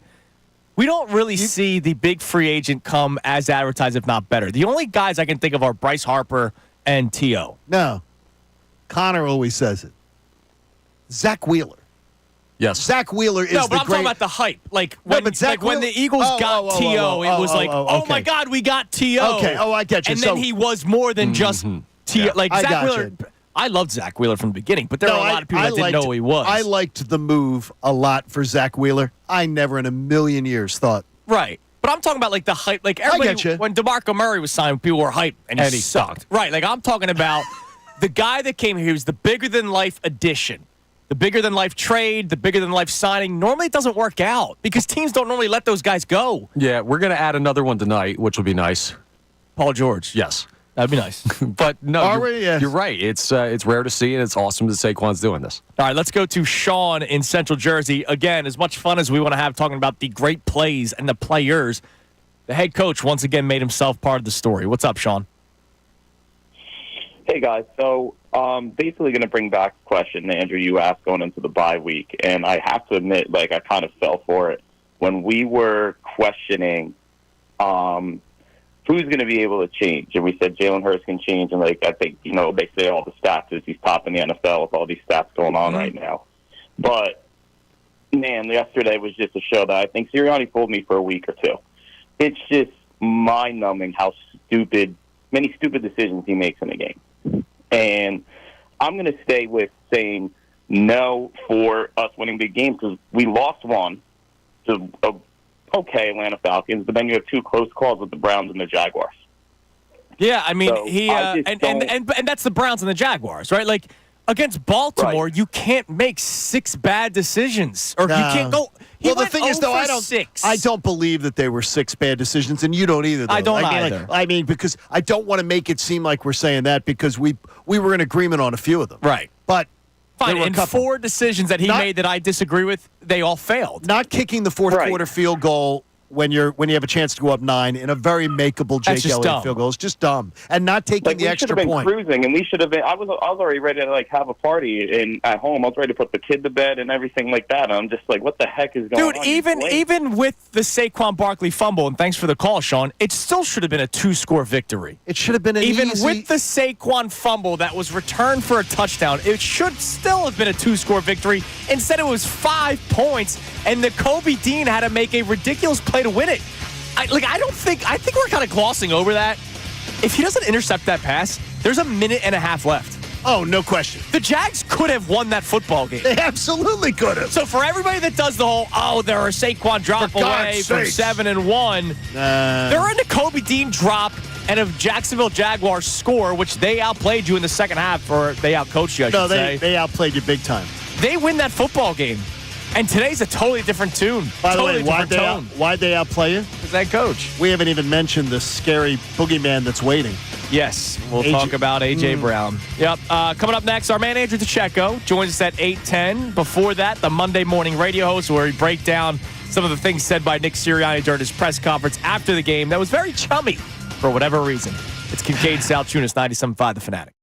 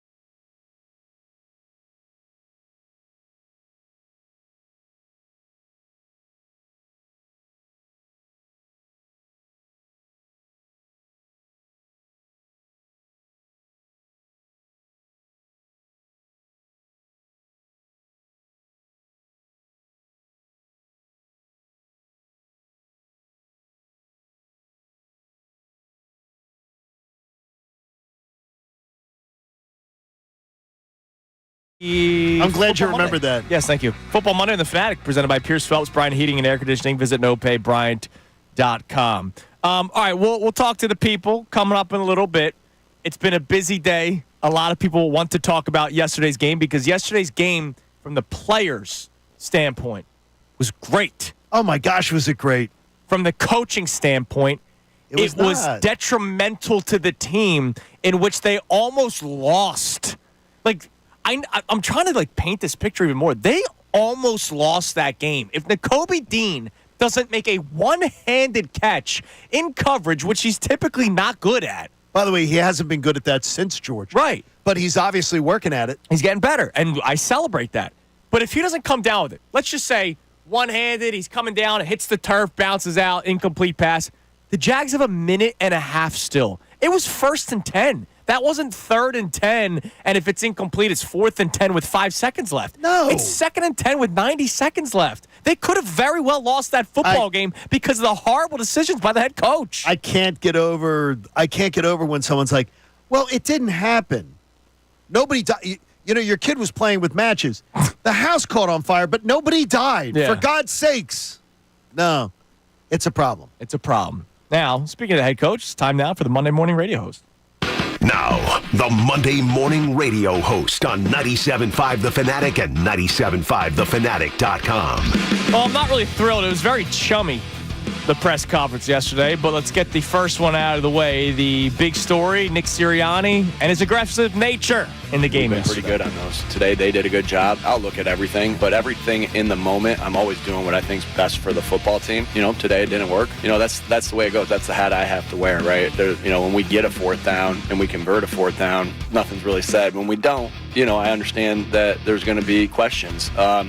But again, I have to be able to have the balls to do that, really, at the end of the day, and say, am I doing everything I can do to help us win the game? And then those moments I thought I was, but I'll go back and relook at them. I'm always going to be hypercritical of myself. And when it doesn't work, I'm definitely going to think even more about it. I'm trying to think when he says in those moments I thought I was. Like I was doing the best thing to win these games. Well, then that is see, that's so funny is you heard the same thing I heard. Yeah. Then that's a problem. It is a problem. If you think that's the thing, then that's the problem. If you think going up 16-18 versus 16-17 is enough for you to risk it. Right before halftime when you've just seized all the momentum. Yeah. That's not helping your team win. And this isn't revisionist history. I didn't like the decision at the time. And it didn't work out. And now all of a sudden it's a 2-score game instead of a 3-score game regardless. It's amazing. Anyways, the rest of the press conference was friendly.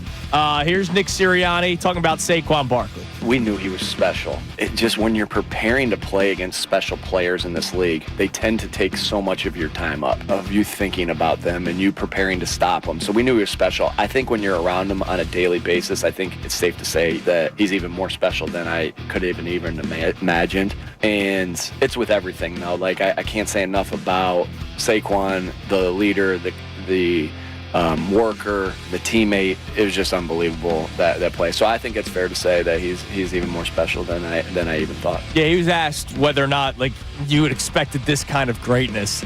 And look, we all know Saquon Barkley's amazing. Yes. But dude, he's doing things on a weekly basis right now where you're going, oh my God, New York Giants, what did you do? Well, no, what they did is they look terrible for nothing. They paid Daniel Jones all that, and they didn't feel like they had to make him a priority. Did you see Daniel Jones' stat line in the first half yesterday? 4 of 6 for 0 yards and a touchdown. One of the most wild stat lines in the first half ever. Yeah, they kept him over Saquon Barkley. Here's Sirianni talking about the youth on defense. And, oh, by the way, these two guys played a hell of a game. It's Cooper DeJean and Quinyon Mitchell. I just go back to how calm and cool that these guys are. And going back to Q, when we watched him at the Senior Bowl, he wanted to, when we watched the tape of the Senior Bowl, he didn't back down to anything. And that's all I've seen. He's just calm. He's confident in himself. He's a really good football player. And then the same thing with Coop. I think Coop has just this competitive energy, and I think they're both energy givers, and they're making a lot of plays, and that's huge. Yeah, I mean, that was energy givers. That was pretty amazing. I mean, DeJean, he made a few plays yesterday where you're going, wait. Not only is he a rookie, he missed training camp pretty much. He did miss almost all, well, a lot of training camp. Yeah, I mean, like a week and a half of training camp, he had maybe 2. Yeah. That's unbelievable. He wasn't even a starter to start the season because he was still trying to get, implemented into the defensive scheme. And he's been, for an old school coach who's going to make him prove his way onto the field more than somebody else. I don't know what happens sometimes when guys fall, right? Like that's above my pay grade. What goes on in war rooms, like Nakobe Dean, first round pick, comes into the 3rd round. Nolan Smith, top 15 draft pick. Eagles get him on the back end of the 1st round. Cooper DeJean, by some people were saying he was a top 10 pick. They get him in the 2nd round. At 40. Yeah, like I don't know how. I think you know one of the answers. Sneaky athleticism? Yes. Student of the game. Student of the game. Sneaky athletic. I think you know the answer in your head. All right, here's Nick Sirianni. The tush push did not have a good day yesterday. No, it did not. It was bad. No, it didn't. Here's Sirianni talking about it. They did a good job. I mean, anytime you get stuffed on it, you think twice and you try to go a different route. And thought they did a good job of it. We're going to have to do a better job as coaches helping them succeed. We've worked really hard at that play. That play's been our bread and butter, and it didn't work tonight. And so what do we do as coaches? That's the first thing we're going to look. We'll look at the tape, see where we made a mistake, but as far as execution, but we're going to look at ourselves as coaches first and see what we can do to help them out in those scenarios. Again, hindsight, you look through it and you say, shoot, we didn't get it here. Now the 3rd time we did it, obviously we didn't run that play. We tried to get around the outside, and it didn't work. So we'll be hypercritical on ourselves. But good job to Jacksonville for getting that play stopped, because not a lot of, to be quite honest with you, not a lot of people have been able to stop that, and they did a good job. Not a lot of people have been able to stop Saquon either. Nobody, and I don't understand. You've got arguably Brian Baldinger thinks they may be the best offensive line in the NFL again. They very well could be. They're one of a couple. I still think Detroit's number 1. I think Detroit looks awesome too, but and you got one of the top 2 backs in the NFL. I think it's obnoxious that you can't just line up and run a 4th and 1 play and get 1 yard. Or 3rd and 1. I don't understand it. It's just, but that's our signature. That's our play.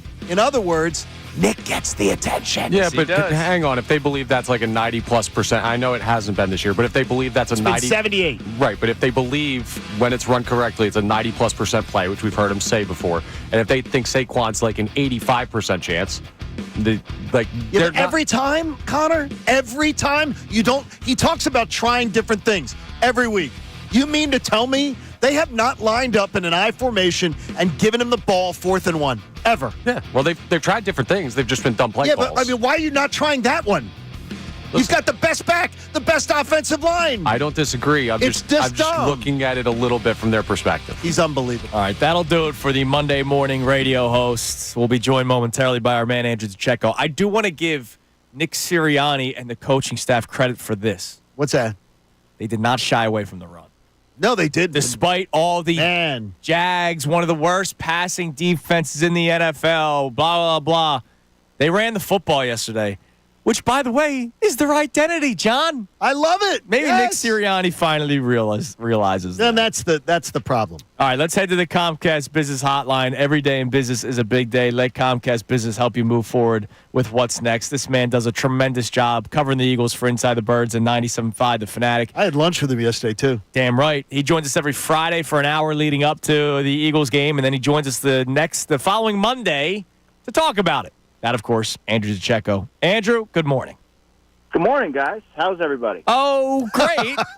Because we're trying to walk the fine line of having so much fun reacting to the players while also being aggravated with the head coach who almost cost them the game yesterday.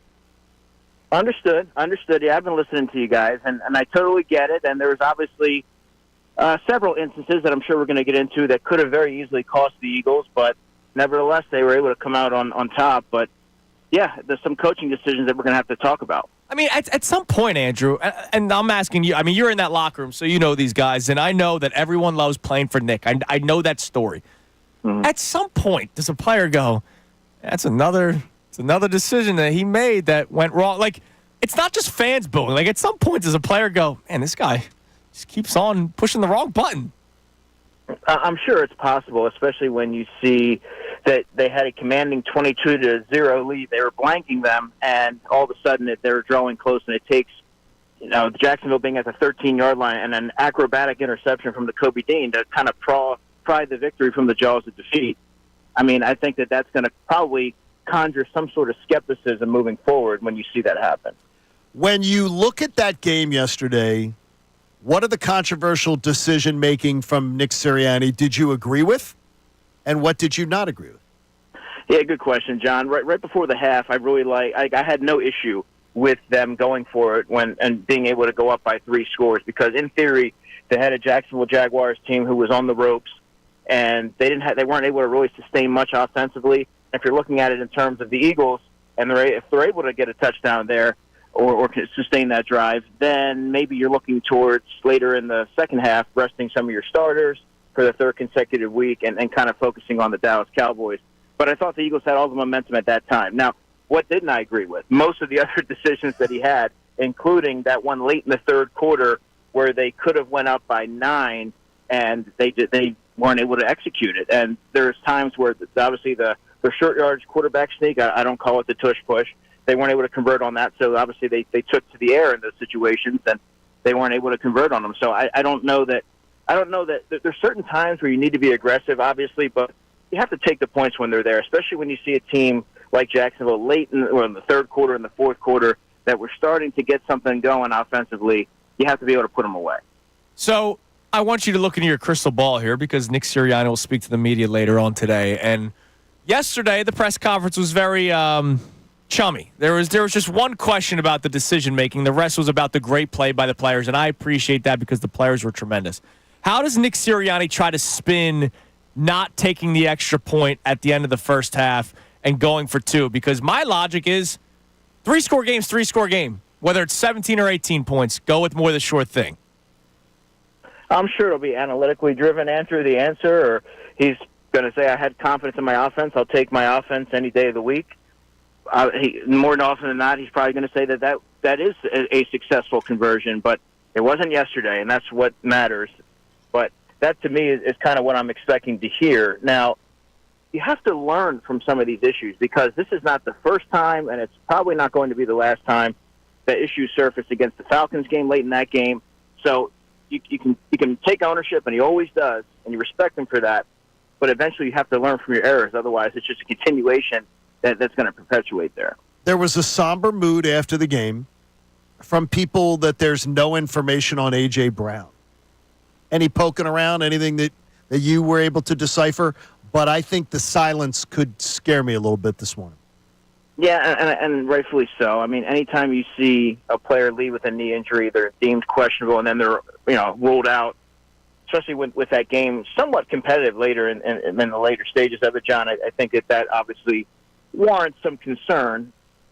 And with AJ, you remember back to that Giants game last season when he kind of, I guess he was tackled awkwardly, and I believe it was a knee issue that he had in that game. And then, of course, this season was the hamstring, but wasn't able to really glean a whole lot. But the somberness, and you didn't see him around. I mean, that certainly prompts some concern. I did see Bryce Huff. I walked right past Bryce Huff as he was leaving the locker room. He didn't do any interviews yesterday. He was complaining of a hand injury during pregame warm-up, so I think that is something to also keep an eye on. Another marquee player on the defense, or I should say someone who is expected to take on a large role and they're counting on. So that's something else that I'm looking toward, trying to find an answer early in the week. Is Jalen Hurts back, Andrew?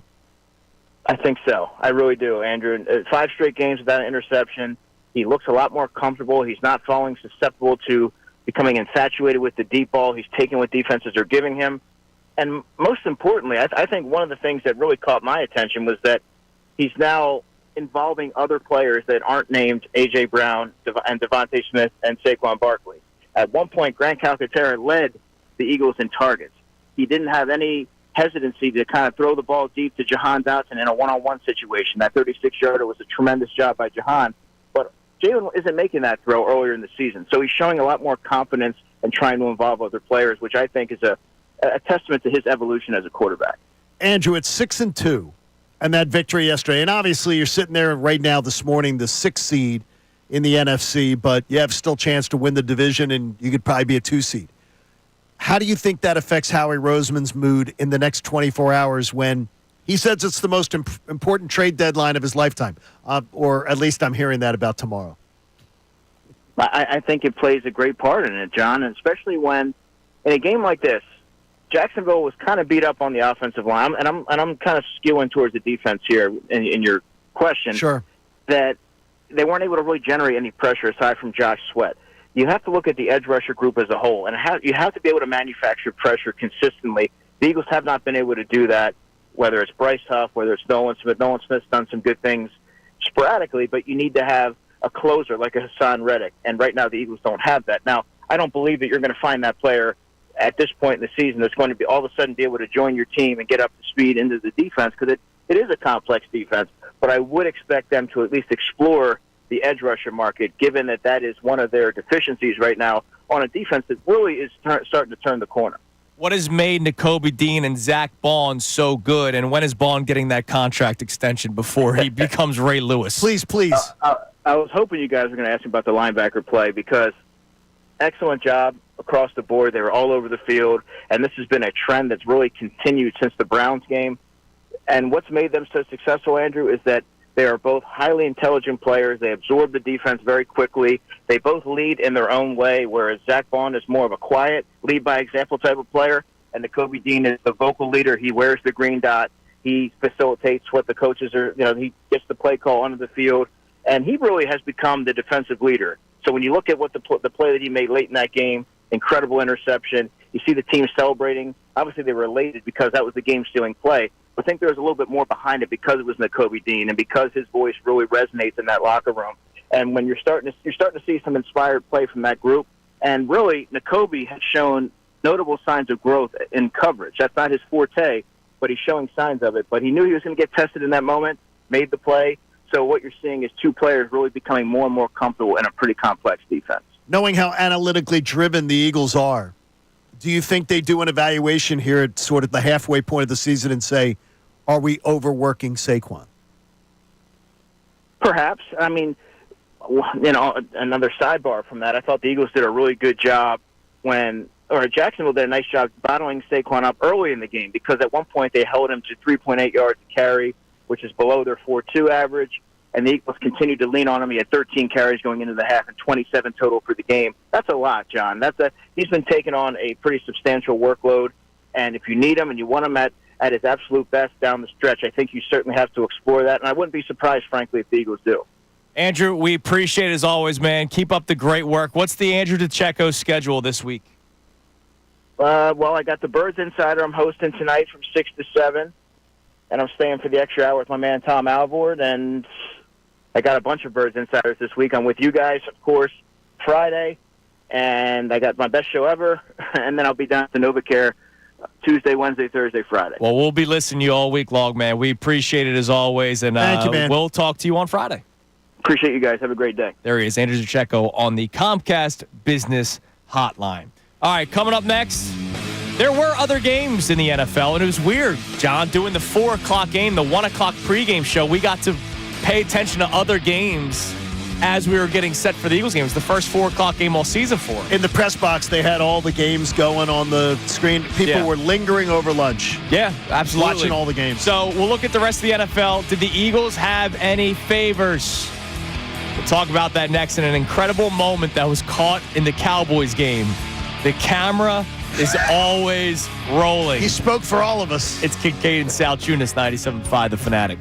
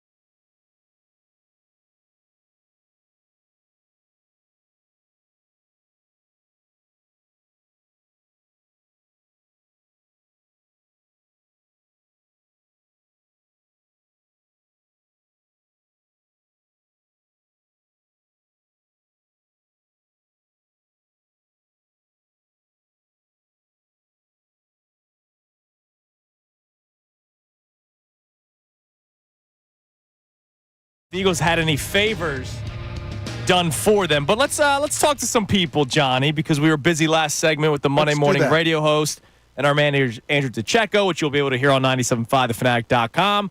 But let's go to the phones. We'll get some texts as well. Let's go to our man Tasty Cake Dom. Dommy, good morning. What's up, Dom? Hey, hi, John. Hey, Andrew. How you doing? I'm doing great. You sound fantastic. Well, I'm in the hospital right now. I have surgery. Sorry to hear that. Tomorrow. Well, behave yourself this time. That nurse does not want another lawsuit. Here's what I wanted to tell you, John, is a fascinating thing. These Sirianni guys. So I'm listening to you 6:30 this morning, John. I'm listening to you do your dissertation, and Dr. Worth walks in to go over the procedure of what he's going to do tomorrow, and he hears you talking, and here's what he says to you, John. Tell John to get a piece of paper out and write 12 down, because we're going 12 wins, and we'll see what happens in Detroit in the NFC Championship game. You tell Dr. Worth I've said they're going to go. I said 12 before the season, maybe 13. That still doesn't matter when you're playing great teams. You have to coach better. Yep, I also agreed with you, John, that a guy 11 wins a season in his first 3 years. It was ridiculous to talk about getting rid of him last year, but watching these games this year, I mean, everything you guys said is correct. It's unbelievable. His decision making is so agonizingly frustrating. Yeah, Tommy, nobody's come on the station today, and thanks for the call, brother, and good luck with everything tomorrow. Keep us posted. Send me a text, okay? I'm praying for I'll text you, Andrew. Thank you. Love you guys. Thanks, I'm praying Tommy. for Dr. Worth to have a very steady hand. I'm sure he will.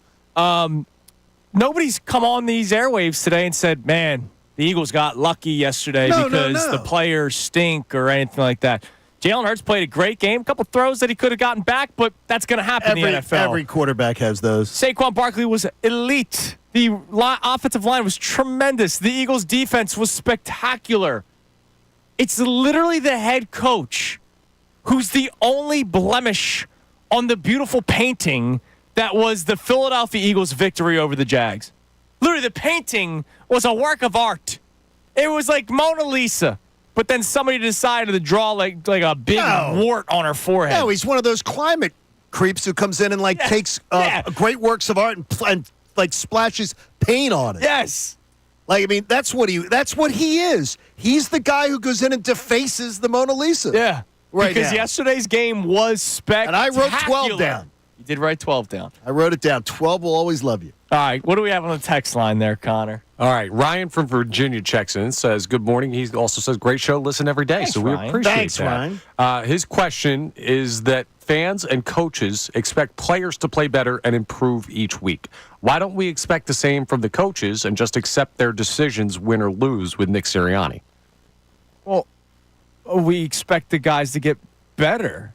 And so I expect Nick Sirianni to be better at decision-making. More importantly, when you go back, and we could do this, you go back and listen to his press conferences from early this year.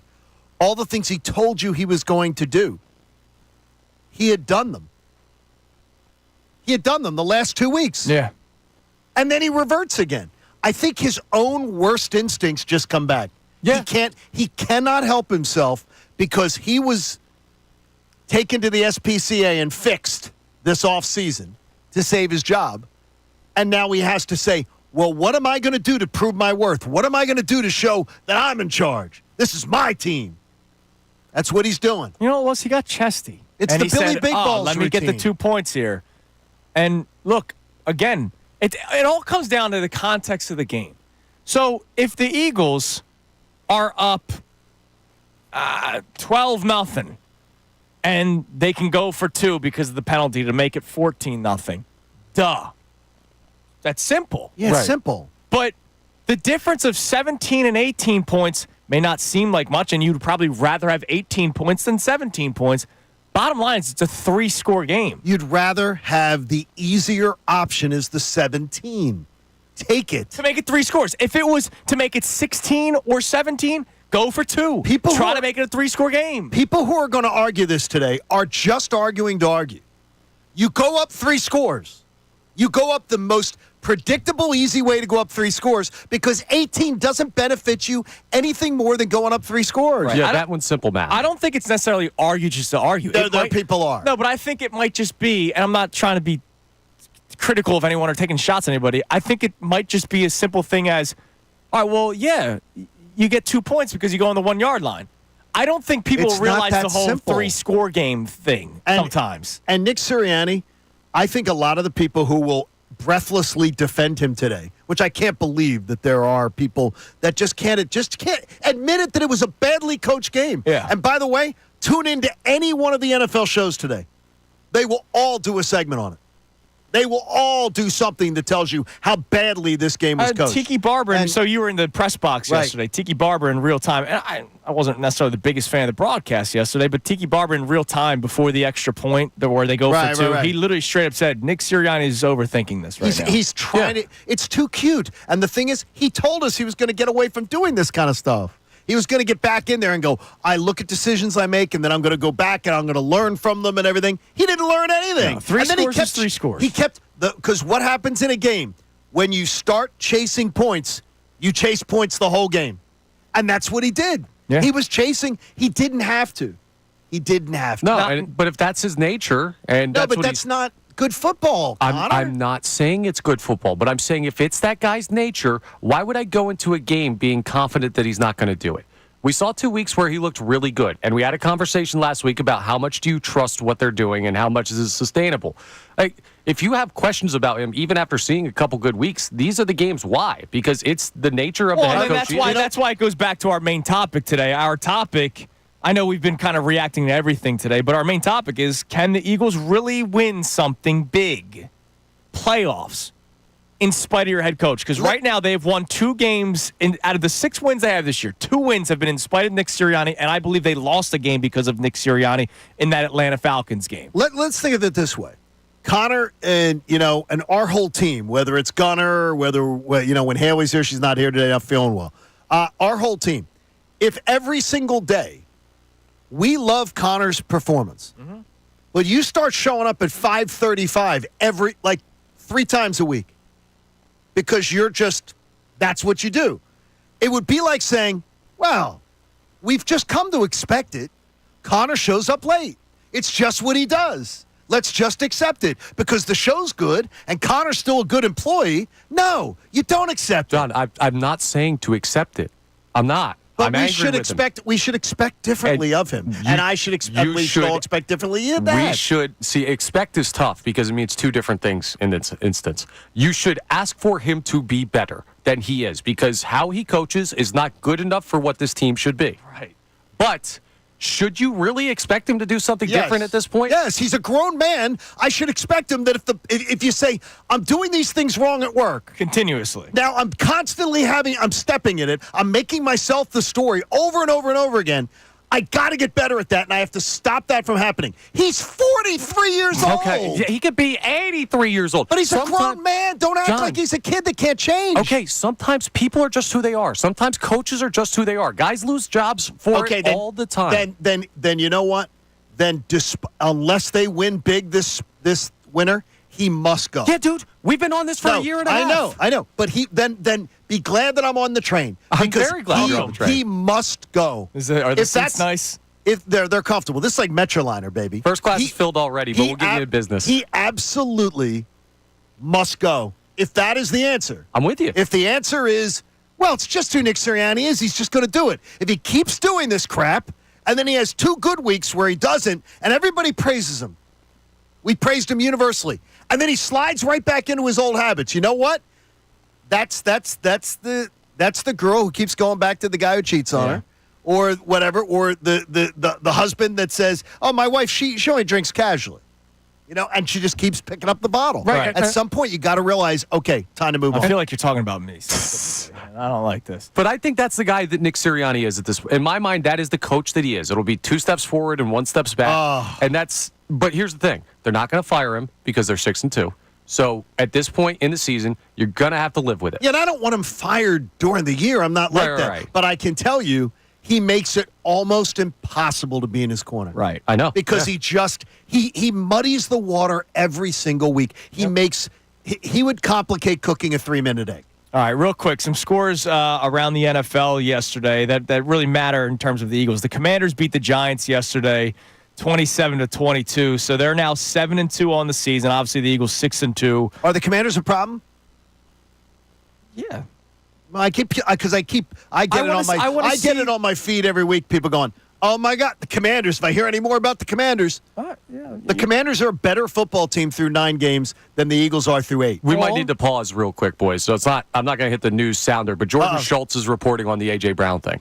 And he's saying that wide receiver A.J. Brown, who left Sunday's game with a knee injury, avoided anything serious and is expected to be fine. That's amazing. Oh my gosh, Connor, when you just did that. You thought it was bad? My stomach felt. Yeah. My stomach fell, and I thought. Yeah, he's getting choked up. No, I swear to you, I thought that it was going to be bad news. Thank God. AJ's okay. I also wonder how much they thought the game was over. Yes. At the time. I'm serious. Coming out at half, yeah, because he didn't play in the second half. 22-0, and A.J. Brown was questionable. He was not out. He was questionable to return. They're up 22-0. I wouldn't have brought him back. But then the head coach was a buffoon. Oh, my gosh. Anyways, Commanders win. They're 7-2. Great news for A.J. Brown. Falcons beat the Cowboys yesterday. And the best moment of the game, a camera is rolling on Dak Prescott live. And you see Dak Prescott say the words, "We bleeping suck." Effing. And you know what? He speaks for all of us. He does. He speaks for all of us. But tread lightly. Because I've watched Cooper Rush go toe-to-toe with Jalen Hurts and almost beat him. So, I mean, be careful. Be careful. I know. About how much we spike the – I hate it when people are injured and then, but he knows it. They suck. They suck. By the way, Lions beat the Packers yesterday 24-14. And Lions do not suck. No. And the Vikings win, so they're now 6-2. The Vikings are the 5 seed, first wild card team. We would be the second wild card team. Packers would be the third. Right. And by the way, it's a tight race now. But making the playoffs, the 8th team is the Buccaneers. They're 4-4. Right. So right now the Eagles are firmly in playoff position. Yeah. It's just a matter of what position. Yep, absolutely. All right, coming up next, we hear more from you. And also, if you missed it earlier today, our man Brendan Gunn put together a highlight package of the incredible highlights from yesterday's Eagles win. Head coach aside, the players were spectacular. So you hear that highlight package next. It's Kincade Salciunas right here on 97.5 The Fanatic.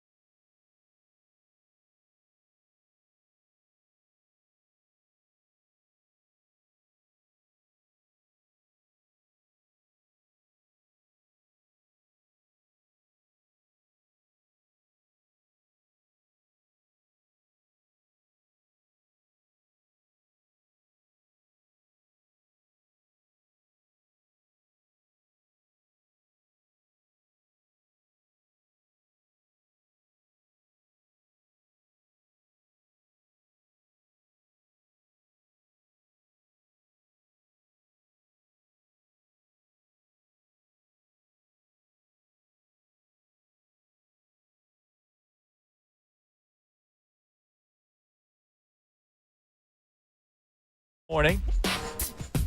I just saw a tweet from Lyle right as we were coming back from break.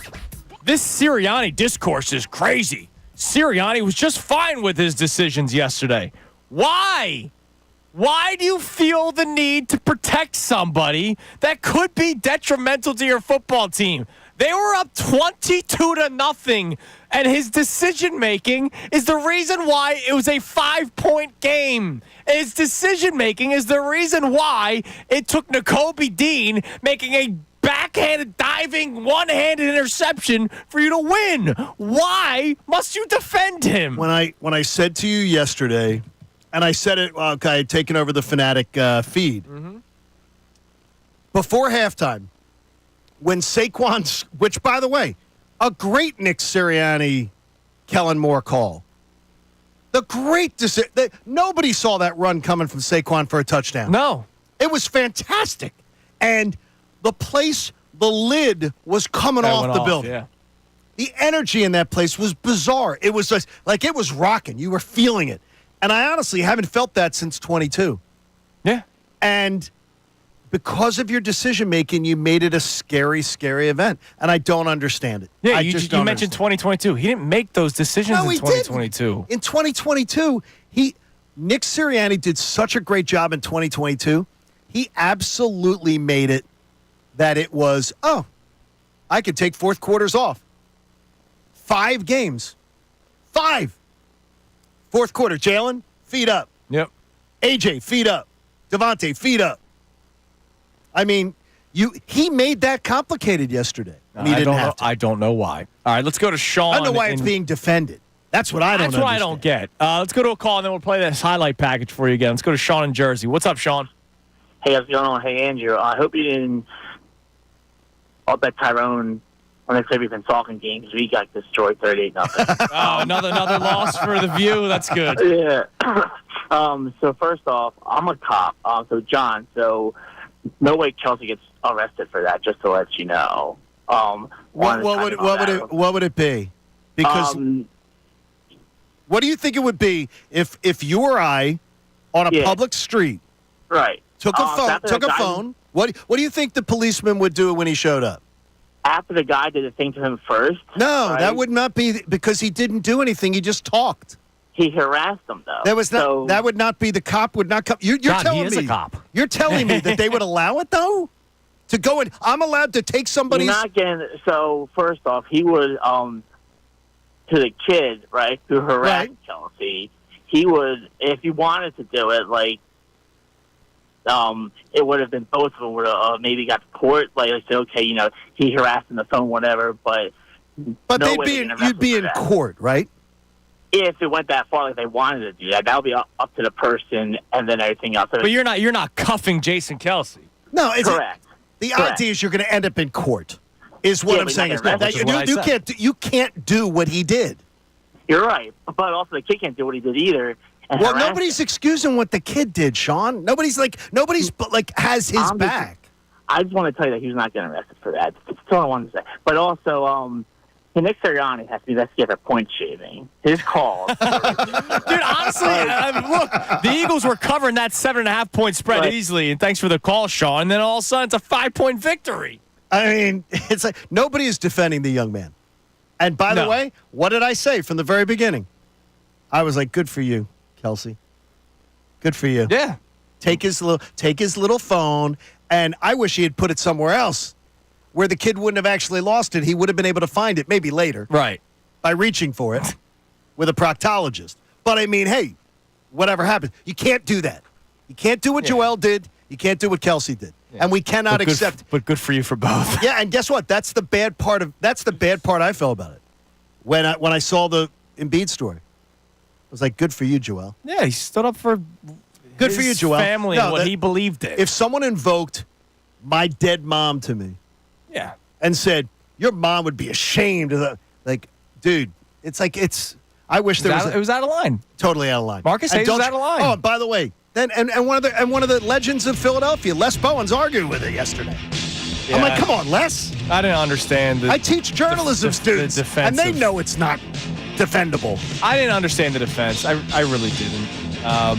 I get it. Embiid can't necessarily do what he's doing, but if it happened outside of a locker room, what if it happened at a bar? Like, we're all human. It's unbelievable. All right, coming up next, you'll hear that montage, I promise. And I read something this morning. I had to bite my tongue because I wanted to get your reactions. But I said, you know what? Why not do it live on the radio? Uh-oh. I read something about the Eagles that I want to get your immediate reactions coming up next. You're a sneak. I know I am. It's Kincade Salciunas, 97.5 The Fanatic.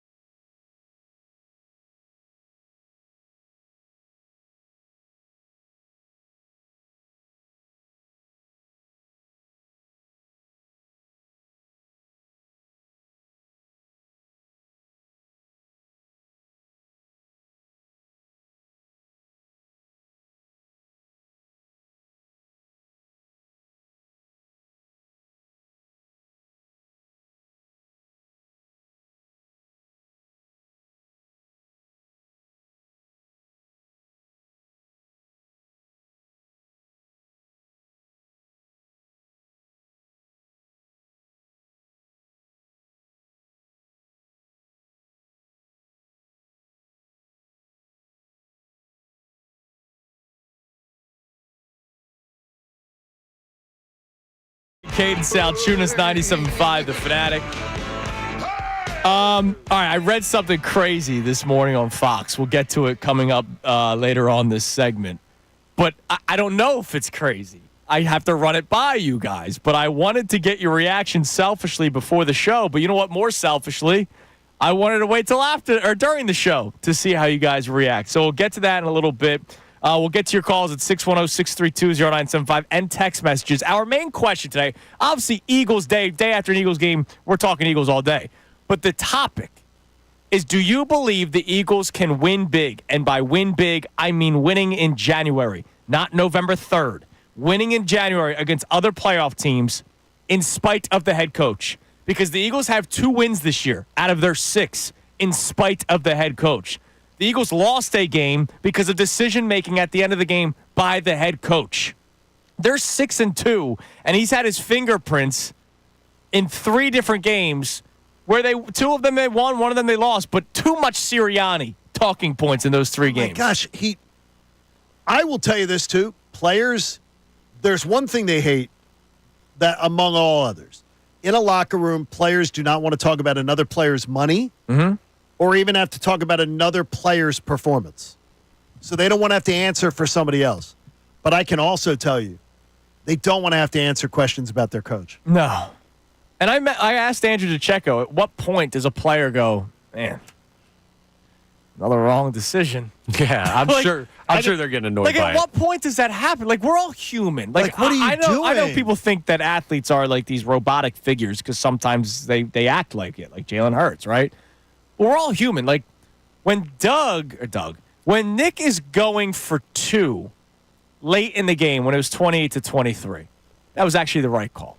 But the fans were all booing because it was like, here we go again. That was actually the right call. But at what point does a player go, yeah, they're right. They're right to boo. They don't say it out loud. No, they don't say it out loud, but it's they're right. In their head. No, they know. They know good. Players know good strategy from bad. Right. Players know. Nakobe Dean got a advanced, not chemical engineering, the engineering degree. Yeah, he had an incredible degree. He got an incredible degree in 3.5 years. Mm-hmm. With top-notch math and science classes. Nakobe Dean is sitting there going, what the frick? Yeah. I know math. Why is we just do basic math? We are balling out. We have held them to 100 yards through 3 quarters. Our defense, it's unbelievable. We're pitching a shutout and everything. Coach, don't do us like this. Yeah. And no, they're not going to do it behind a microphone. And by the way, they will lie to you behind a microphone. Yeah, of course they will. They will lie to you to have his back. I promise you, they know math. They understand math. He makes math into Chisholm Bob. Yeah, but when it comes to the question, right, I'm not debating anything you just said. I don't think any of that is incorrect.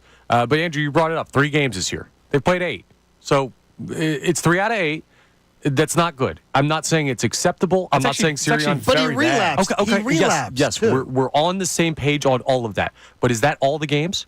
Does that mean you can't win with him? Or does it mean that he makes it tougher, and that's annoying, and he probably shouldn't have this job right now because of it, but you can still win with the guy? Yeah, but against the Jags. Yeah, you're not playing the Jags in January. And the Packers. But the games where he has made a negative impact and they won was the Jags and Cleveland. Yes. 2 stinky teams. Yeah. And if Jalen Hurts throws 4 interceptions against anybody, they lose. But is he going to do it? That's the thing. He doesn't do it every time. And you're saying it's not defense? That sounds like a defense. No, it's not, John. He's a bad head coach. No, he's not defending him. He's just answering this. We can't accept this anymore. I'm not telling you to accept it. No, but I mean, it's why the angst is there. And no, we should expect that a grown man can figure out his problem. Connor's answering the question with, yes, you can win in spite of that. Because no, you can't, because you're going to have to win 3 games or 4 to win. You're going to have to win 3 or 4. Could you get by once? You said earlier it's a coin flip. Could you get by once? Absolutely. Is that coin flip falling your way in the 2nd week? The 3rd week? Bad argument for a guy who's hit coin toss 9 of the last 10 years. Well, not for Nick Sirianni's doing it. Nick Sirianni's tossing coins. Yeah, he's the one that's tossing the coins. But, they can win. I'm not defending the guy. I wanted him gone. I don't think he's a good coach. I don't know how many ways I can say this. But if you've seen good and you've seen bad, And you ask me, is it possible he could be good? What other coach in the NFL are we talking about with this? We had a tweeter earlier saying he's just like Brandon Staley. That's Brandon Staley's like the one that I can remember with the Chargers. Yeah. Who else do we talk about like this? I mean, we don't. There are 32 of these jobs, and we got the guy who constantly does it. I got you. It's him. He's a better coach than Brandon Staley. And it's got to be. He's got better players. He has better players. He's a better coach than Brandon Staley. He has far better. Dude, I don't know players. if you can comfortably. You can't say that comfortably. I can very comfortably say that. Here's why Brandon Staley was a bad head coach, because he overthought everything. Everything. Nick Sirianni is becoming that. When you chase in points. 2022, it's not even a question. It's Nick Sirianni. But in recent years, in the last year and a half, or let's say one full season now, I don't know why you're laughing in there. Because this is insane that this argument is even happening on these airwaves right Jimmy now. Johnson from Fox. Now, I appreciate Darren for sending this one along. Jimmy Johnson from Fox. Every time a coach chases points, it is detrimental. You end up chasing points the entire game because you're trying to make up for the easy ones you passed on. Yeah. Period. He's this isn't overthinking hard. everything. He overthinks everything because he's got to be Billy Big Balls. And he even used the term balls in his press conference. He's thinking of it. Let's play it. Everyone has to hear me be Billy Big Balls. Here's Nick Sirianni explaining that he's got to have balls to do it. We've been pretty good on those. Today, they did a good job. I'll look at everything, but everything in the moment, I'm always doing what I think's best for the football team. Today it didn't work. That's the way it goes. That's the hat I have to wear, right? When we get a fourth down and we convert a fourth down, nothing's really said. When we don't, I understand that there's going to be questions. But again, I have to be able to have the balls to do that, really, at the end of the day, and say, am I doing everything I can do to help us win the game? And then those moments I thought I was, but I'll go back and relook at them. I'm always going to be hypercritical of myself. And when it doesn't work, I'm definitely going to think even more about it. There is two things he said that were completely incorrect. He said, that is the hat that I have to wear. No, you don't. You can do the regular, normal things that 80%, 85% of football coaches do, and then you don't have to wear the hat of having to answer the question about it. And then more importantly, you're not learning, Nick. You keep saying you're learning. You keep saying that, well, I'm going to go back and look at it and I'm going to learn from it and everything. You're not learning from it. You keep doing it. Now, here's something that I'll bring up, and I got to give a shout out to former station employee Rob Motti. What's up, Rob? I saw Rob yesterday. Gave a hug to Rob yesterday. He must be in the area. He's listening. He sent me a text. Fantastic. And he brings up the point about how Dan Campbell cost the Lions the NFC title game last year by going for it on fourth down. They had a big lead at halftime. He made weird decisions on when to kick. He made like 2 or 3, didn't he? Exactly. No, and the thing is, though, he coached him out of a win last year. And it has been Stoney, good local guy, Mike Stone, who does morning radio in Detroit. Huge, by the way, Philly guy who does radio as a kingpin out there. This has been his talking point all year. Of his talking point, meaning coach. Yeah, he learned from that. I'm going to try to do. And he says, I'll still occasionally screw up on a few. Right. But I'm going to not try to double down on it. I'm not going to do 3 and 4 a game. But I'm still going to try to have a little bit of that, but I'm going to rein it in more because this team doesn't need me to do that. This team is talented enough. They don't need him to do all this. He's doing it for style points. He said it himself. I have to have the balls to do this. He's trying to be Billy Big Balls. He doesn't have to be. We've all made the mistake in our life where we weren't thinking with our brain. And we were thinking with something else. Okay, sometimes that's why I'm saying it the way I'm saying it. He's worried about style points. Right. He's worried about what his reputation is. 17 points, 18 points, 3-score game. Yeah, 3-score game. I'm not defending that. I'm just saying in Detroit right now, I don't think there's many people saying we can't win with Dan Campbell. No, but he had an off season of being bludgeoned for it. Right. And he owned it, and he even says, I'm going to screw up. I'm still going to have occasional missteps, but I'm going to not double down on him like he did in the NFC title game. I'm not going to do 3 and 4 in a game, but I am still going to pick our times to be aggressive, and at times you guys are going to kill me for it. Right. But I'm not going to do it 3-4 times in a game. I'm going to play it smart. Yeah, I'm just saying, like, Nick Sirianni, with these decisions, I'm not defending them, but he's not the only guy that makes missteps like this that has had success based on largely the skill of their team. And I think Dan Campbell's a really good coach. Of course, but I think Sirianni has literally coached 3 bad games this year. No, I got you. But saying you can't win with it is crazy because there's proof that you can. Is it the easiest way to win? No. But can you? Yes. And by the way, Brandon Staley, too, guys. He's 24-24 all time. 0-1 in the postseason. He doesn't have this talent. To compare him to a guy who's been to the Super Bowl and the playoffs every year. I'm saying recently. He's doing what Brandon Staley did. He's doing what Brandon Staley did to get fired. Overall, Nick Sirianni That's exactly what he did to get fired. Okay, he's a better head coach than Brandon Staley. Thank you. And he's had better. Here's what he had better: a better quarterback, better offensive line, better wide receivers, better running back.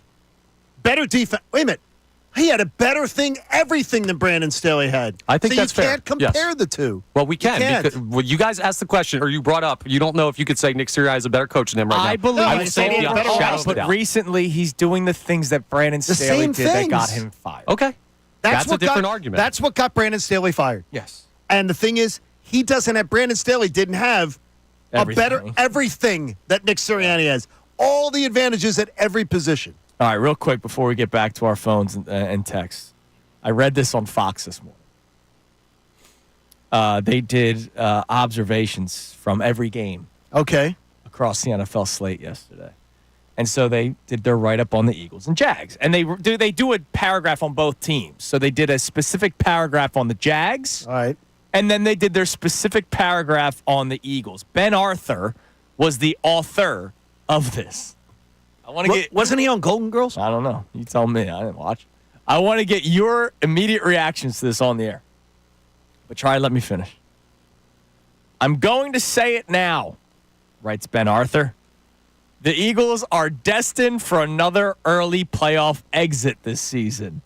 This game was way closer than it needed to be because Nick Sirianni cost Philadelphia 9 points. 2 failed fourth down attempts inside the Jags' 25. And 3 failed 2-point attempts. Sirianni is known to embrace aggressiveness, but there's a certain point where it crosses into foolishness. And that's where Philadelphia lived on Sunday. Sirianni's blunders are the kind of coaching decisions that can cost the Eagles in tight games against good teams late in the year, even with as much talent as they have. In a league with so much parity, especially this year, coaching can be an X factor. And that has the potential to be Philly's downfall. Your responses. I'm pissed to say no lies detected. Connor? I think that's fair assessment. No lies detected. The only things we might disagree with the 9 points thing because we agreed with some of the decisions. I don't think there was 9. I say 4. I say 4. 4 is all I was critical of.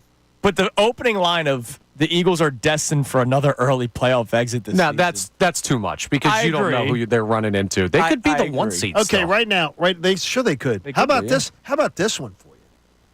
Let's say Scooby-Doo scenario, but only 3 things would have to happen.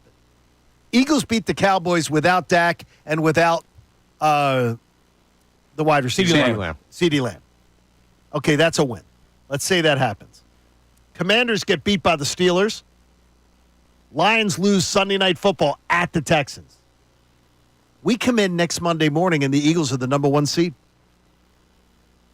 It takes 2 things to happen. It takes 3 things to happen next Sunday.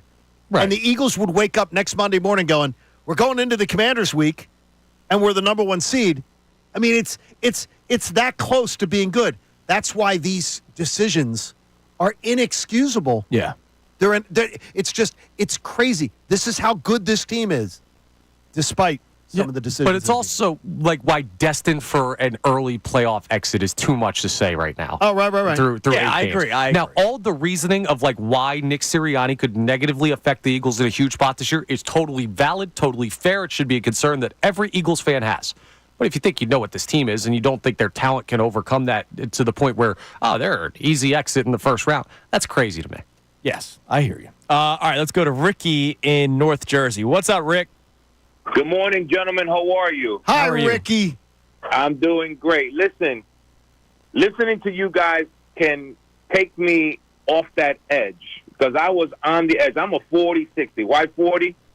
Saquon Barkley, has been phenomenal. He needs to be in the MVP race. What Jalen Hurts is doing these last 4 games is incredible, that he has changed from a turnover machine to not turnover, and I don't want to jinx him.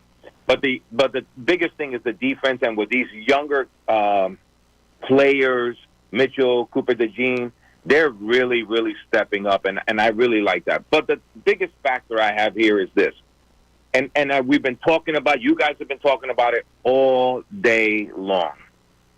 It's Nick Sirianni. Mm-hmm. And you know what? I was very, very angry about his decisions, but you guys talked me off the ledge, because I said to myself, a couple of weeks ago he made mistakes, and then he learned from it. And then now he made major mistakes, and I believe he's going to learn from it. I really believe it. I'm going to stay optimistic, because you know what? We are chasing 2 teams right now. We are chasing the Washington Commanders, which the last 2 weeks they have not been impressive, even though they've won, and I've watched both games to their entirety. And then the team that we're going to chase is Detroit.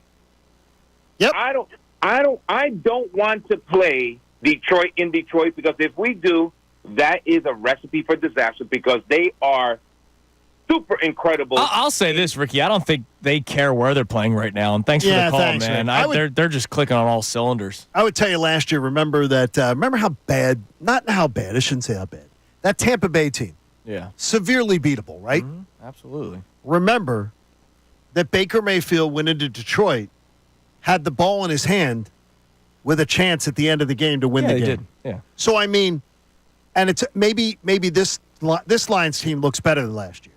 Yes. So put that in. But just remember that as bad as it was, Tampa Bay went in there with the ball in their hands with a chance to win the game. Yep. All right, so not all bad yesterday. A lot good, mainly good. But Nick Sirianni has made himself the main story. Our man Brandon Gunn did a great job putting together the highlight package of the incredible highlights that happened in that game yesterday. Take a listen. On a sunny November day in Philadelphia, Week 9 of the NFL continues. The Eagles break out the Kelly green uniforms, looking for their 4th straight win as they host the Jaguars. Braden Mann boots it. Trammell from the 14-yard line lost the football, and the Eagles fall on it. Keely Ringo. Sidney Brown knocked it free, and Ringo scoops it up. Hurts with time. Now looking end zone for Barkley. Touchdown! And there it is. The first points in the first quarter this year for Philadelphia. Hurts has time. Now locates Barkley out of the backfield. Barkley slips 2 tackles and picks up the first down. Jumping up in the air to the 30. A gain of 14 for Barkley with some nifty moves along the way. It was the best play I've ever seen. Saquon's play. Defense that has really struggled in the first half. And ETN couldn't hold on to it. Did Bond pick it? Yes, he does! Zach Bond with the interception. 3rd down and 17. They'll run it with Barkley. Barkley at the 10. 5! Touchdown! Hurts looking deep down the field for Dotson. Oh, and he juggled it and caught it! What a grab by Dotson! Hurts keeps it himself. Has some room. Hurts at the 10. 5. Touchdown! Jalen Hurts with the score. 3rd and 22. Hurts looking end zone for Smith. And it's the adjustment. Did he get the feet in? Touchdown! What a catch! You know, I threw it to a spot where he can only get it, and that's a hell of a play he made. I've seen him make that play in practice. I've seen him in the back of the end zone stick one hand out there and make that same very play. Lawrence has time, looking for Johnson, and it's picked off! Nakobe Dean, the 3rd-year linebacker out of Georgia, with his first interception. It's a play that I knew they had. You know, they got good backs. They can run good routes. I got beat on it in training camp. I had seen it quite a bit. I remember from college. It was an opportune time. It was high red zone. They knew what we was in. They knew 3-by-1 when we at the end of the game. They got the read right, and I just had to make a play.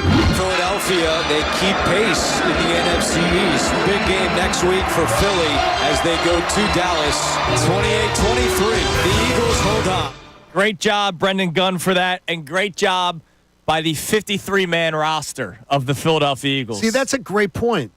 That's a great point. He's not the head coach. Yeah, I mean, the roster had great job by the offensive coordinator. Great job by the defensive coordinator, except for playing Avonte Maddox in the fourth quarter for his only snap. That was the only blemish on Vic Fangio's day. You know what's really promising?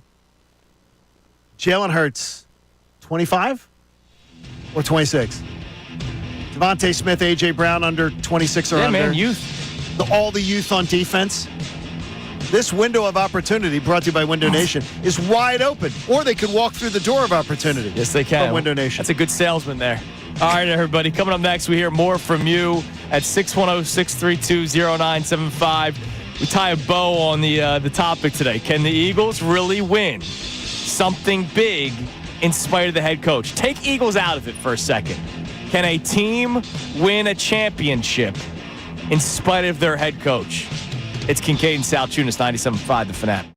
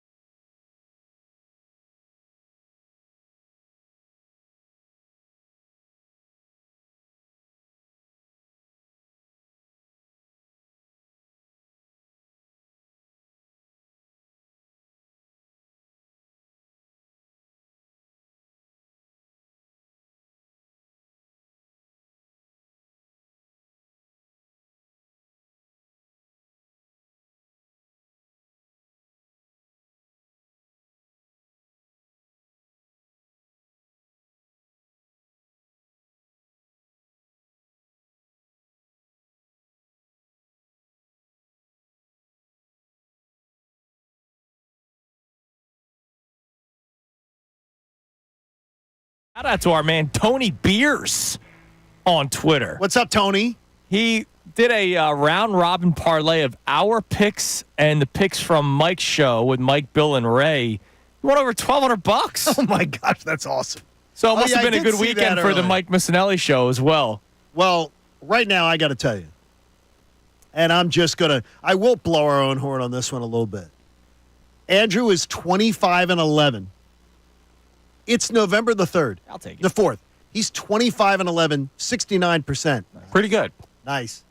Connor is now in second place, who's been on an absolute heater. Connor's 23-13, 64% against the spread. I'm in last place, 22-14, 61%. Yeah, you suck, dude. It's incredible. You're trash. It is incredible. I'm telling you this, there isn't a radio show on terrestrial radio that has 3 people on it, all above 60% against the spread, picking 4 games a week in November. No shot. There's no shot. And I say start to fade mine soon because I've been doing nice. The Bet Parks app's been treating me nice. That's good. Nicely. Holiday season, man. Nah, tell me I'm on a heater, boys. Yeah, let's keep No, going. Connor, you have just been. Let's keep Been good with going, the Eagles man. spread picks. Been good with the picks recently. You know, though, you are but you constantly downgrade yourself as far as a picker. John, it's a strategy. The second you believe in yourself, Vegas can smell it. Damn right. So you man. have I to didn't tell them, realize I that. stink, so they don't think you're a threat. And You next are- thing you know, you make $12. Connor, you are 14-2 the last 4 John, weeks. Don't tell Vegas. Pretty good. It's pretty good. 14-2. Oh, by the way, in that time you're 13-3. Yeah, sorry. Wow, you stink. So I I mean, so he stink. picked up a game or two. By the way, Football Monday, the Fanatic, presented by Pierce Phelps, Bryant Heating and Air Conditioning Contractors. Visit nopaybryant.com. And thank you to our friends at CBS for all the incredible audio that we played during the montage that our man Brennan Gunn put together. CBS, absolutely amazing. Yep. All right, let's head back to the phones and we'll get some text. I want to go to this call because you and I touched on it in the 6 o'clock hour. I had somebody tweet at me. I want to see if I can give the guy proper due for tweeting at me with this opinion. It was Mark Lassoff. Christian on the cell is going to express something as well. What's up, Christian?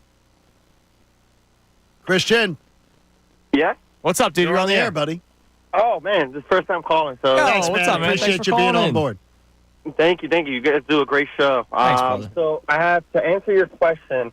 Do you think we can win with Nick Sirianni or a coach that, kind of was on the fence of getting fired this year? I want to say yes, just because you got to have hope going into the remaining end of the season. But that's a sad thing, though. You're basing your opinion off of hope and not fact or logic. And hope is not a strategy. I understand, but you have to have some type of hope going into the season. You can't just say, "Oh, you know what? We're going to lose because we have Nick Sirianni." Because then, no, dude. I think they're going to win 12 games. I still think they're going to win the division. The thing is, it's not a win in November. Yes. The question is, can you win in spite of your head coach? Right? They won that game yesterday, and Nick Sirianni did a lot of things to help you try to lose that game. Can you win games like that against better opponents or opponents on your playing field, not the 2-6 Jacksonville Jaguars? To answer your question, I'm going to say no, you can't. If you're going against a Detroit, I'm even going to say the Rams as well. The Rams, they're still like up in the air. They're still getting their pieces together. But yeah, you're not going to win these tough games if your coach is making these decisions. But I do have a question for you guys. Mm-hmm. Yes. My question is, do you think that Nick Sirianni going into this game, past week we were talking about Dougie P, he got a Super Bowl, the one Super Bowl we have, coming into this, Nick Sirianni feeds off emotion, feeds off of energy. He's going into this game going against a coach who won them a Super Bowl. Do you think he came in like, you know what, I'm going to be the alpha male, I'm going to be the aggressive, just like Dougie P was? Yes. And that's why I 100%. He worries about all the wrong Thanks things. for the call, Christian. Yes, 100%. So I'll Doug say Peterson this. mattered. And I said it to you earlier today, and I said it to Mark earlier, and I'll say it to Christian. I don't believe that's the case, but if it is, then we got a major freaking problem. I'm shocked you don't think it is. I don't You either. think I don't think he looked across the sideline and wanted to beat up on Doug. I really don't. So you think he brought up balls in a press conference? Like he has to show that he has the balls I to think do it's these totally things. unrelated. Yeah. Coincidence. I think something that would be much more logical would be, I don't think the Jaguars are a very good team. So I feel like I can get away with doing whatever. What about the last 2 weeks? They were teams that were worse than the Jaguars, and he didn't do it. Didn't do it.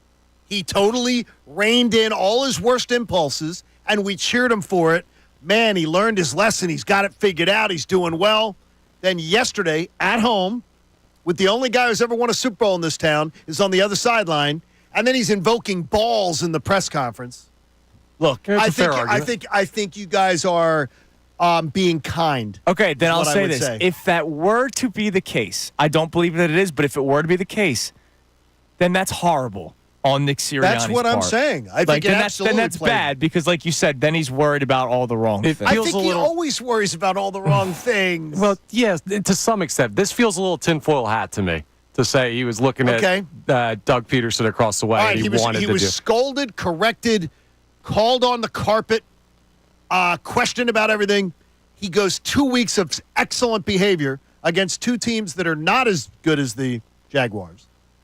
And then he goes a home game in front of your home crowd. Those were road games, by the way. Right. In front of his home crowd against Doug Peterson. Captain Big Ball. I think it was a coincidence. Yeah, I just don't get how Doug Peterson factors in. Could you say the home crowd maybe? Sure. Could you say Doug Peterson? You're trying to show you're the alpha male. You even invoke. I have never heard a coach invoke balls in a press conference. Well, I mean, I don't think. I think you're getting caught up on. No, but I swear to you. Nope, I'm not going to say it. They're going to give me on out of you're context. going to say it is. I have never heard a coach invoke that at the NFL level. So it absolutely was on his mind. It absolutely was top of mind for him because he doesn't have a filter. He just says it. Well, being he was aggressive. thinking about it. I think you're connecting dots that aren't there. Okay, I have to prove that I have the balls to do this. It is November. Billy Big Balls. I'm just going to leave it at that. Leave it. Let's go. Please let's go to Marcus in Jersey. What's up, Marcus? Gentlemen, how you doing? Good, man? Marcus. What's up, buddy? Glad to hear you guys on the radio. I don't get too often. John, as I always tell you, man, keep fighting. Thank you, man. I appreciate you very much. Thank you. What's happening? Listen, off topic, I feel like N'Kobe Dean kind of sounds like Allen Iverson, but that's just me. I'll have to listen closely next time we talk. I was like, hold on, is that number 3 right there? But no, at the end of the day, I was really thinking like, damn, to the pick that I had with the parlay. So I need to listen into you guys a bit more, hearing your records over the last couple of weeks. It's been wild. Yes. Hey, keep it up, man. Keep it up till Vegas catches you. At the end of the day, I'm the Kelly Greens don't do it for me, man. I was in that era, young man, watching at the edge of my seat, just like I was yesterday. Except as you guys keep talking about Nick, shout out to the last caller because I had the same theory with the coach coming in, Dougie, and the fact that he won the Super Bowl, the fact that the press conference in the offseason. And my question is that what's the floor now for Nick if he continues to do this? Yeah, he can give you 2 weeks of Cleveland, of Cincinnati, but then if he gives you this, we got the Ravens coming up, you got the Rams on the road. Yeah, you got the Rams. The Rams are kind of finicky, but I'm more worried about Minnesota. I haven't heard anybody say anything about Well, you don't play Minnesota. You don't, but in the playoffs. I'm trying to look bigger picture, man. I'm looking at I think they'd smoke Minnesota. I would hope so. That defense that Brian Flores I think had they'd last smoke. night? I think they'd smoke Minnesota. Does it matter where the game is? Because at the end of the day, if he's going to pull out this nonsense, I'm giving him the moniker of Nick the Quick to go for it because that's what he seems to keep doing, man. There you go. I just wonder where does he have to get to with this team in order to keep the. Oh, it's a great question. Thanks for the call, Marcus. I mean, John, we're not the only ones talking about this. This is once again he's a national story. By the way, 3 different ESPN TV shows, including SportsCenter, Get Up, and then the radio show on their network. All Nick Sirianni in the first hour. Yeah, it's like their lead story. I mean, so I'm sure the whole Jeffrey country's Lurie and talking Howie about this. Roseman know about it pretty well, too. All right, coming up next, it's the Kincade Salciunas Key 3 best minutes from today's show. It's been a spirited one here on 97.5 The Fanatic.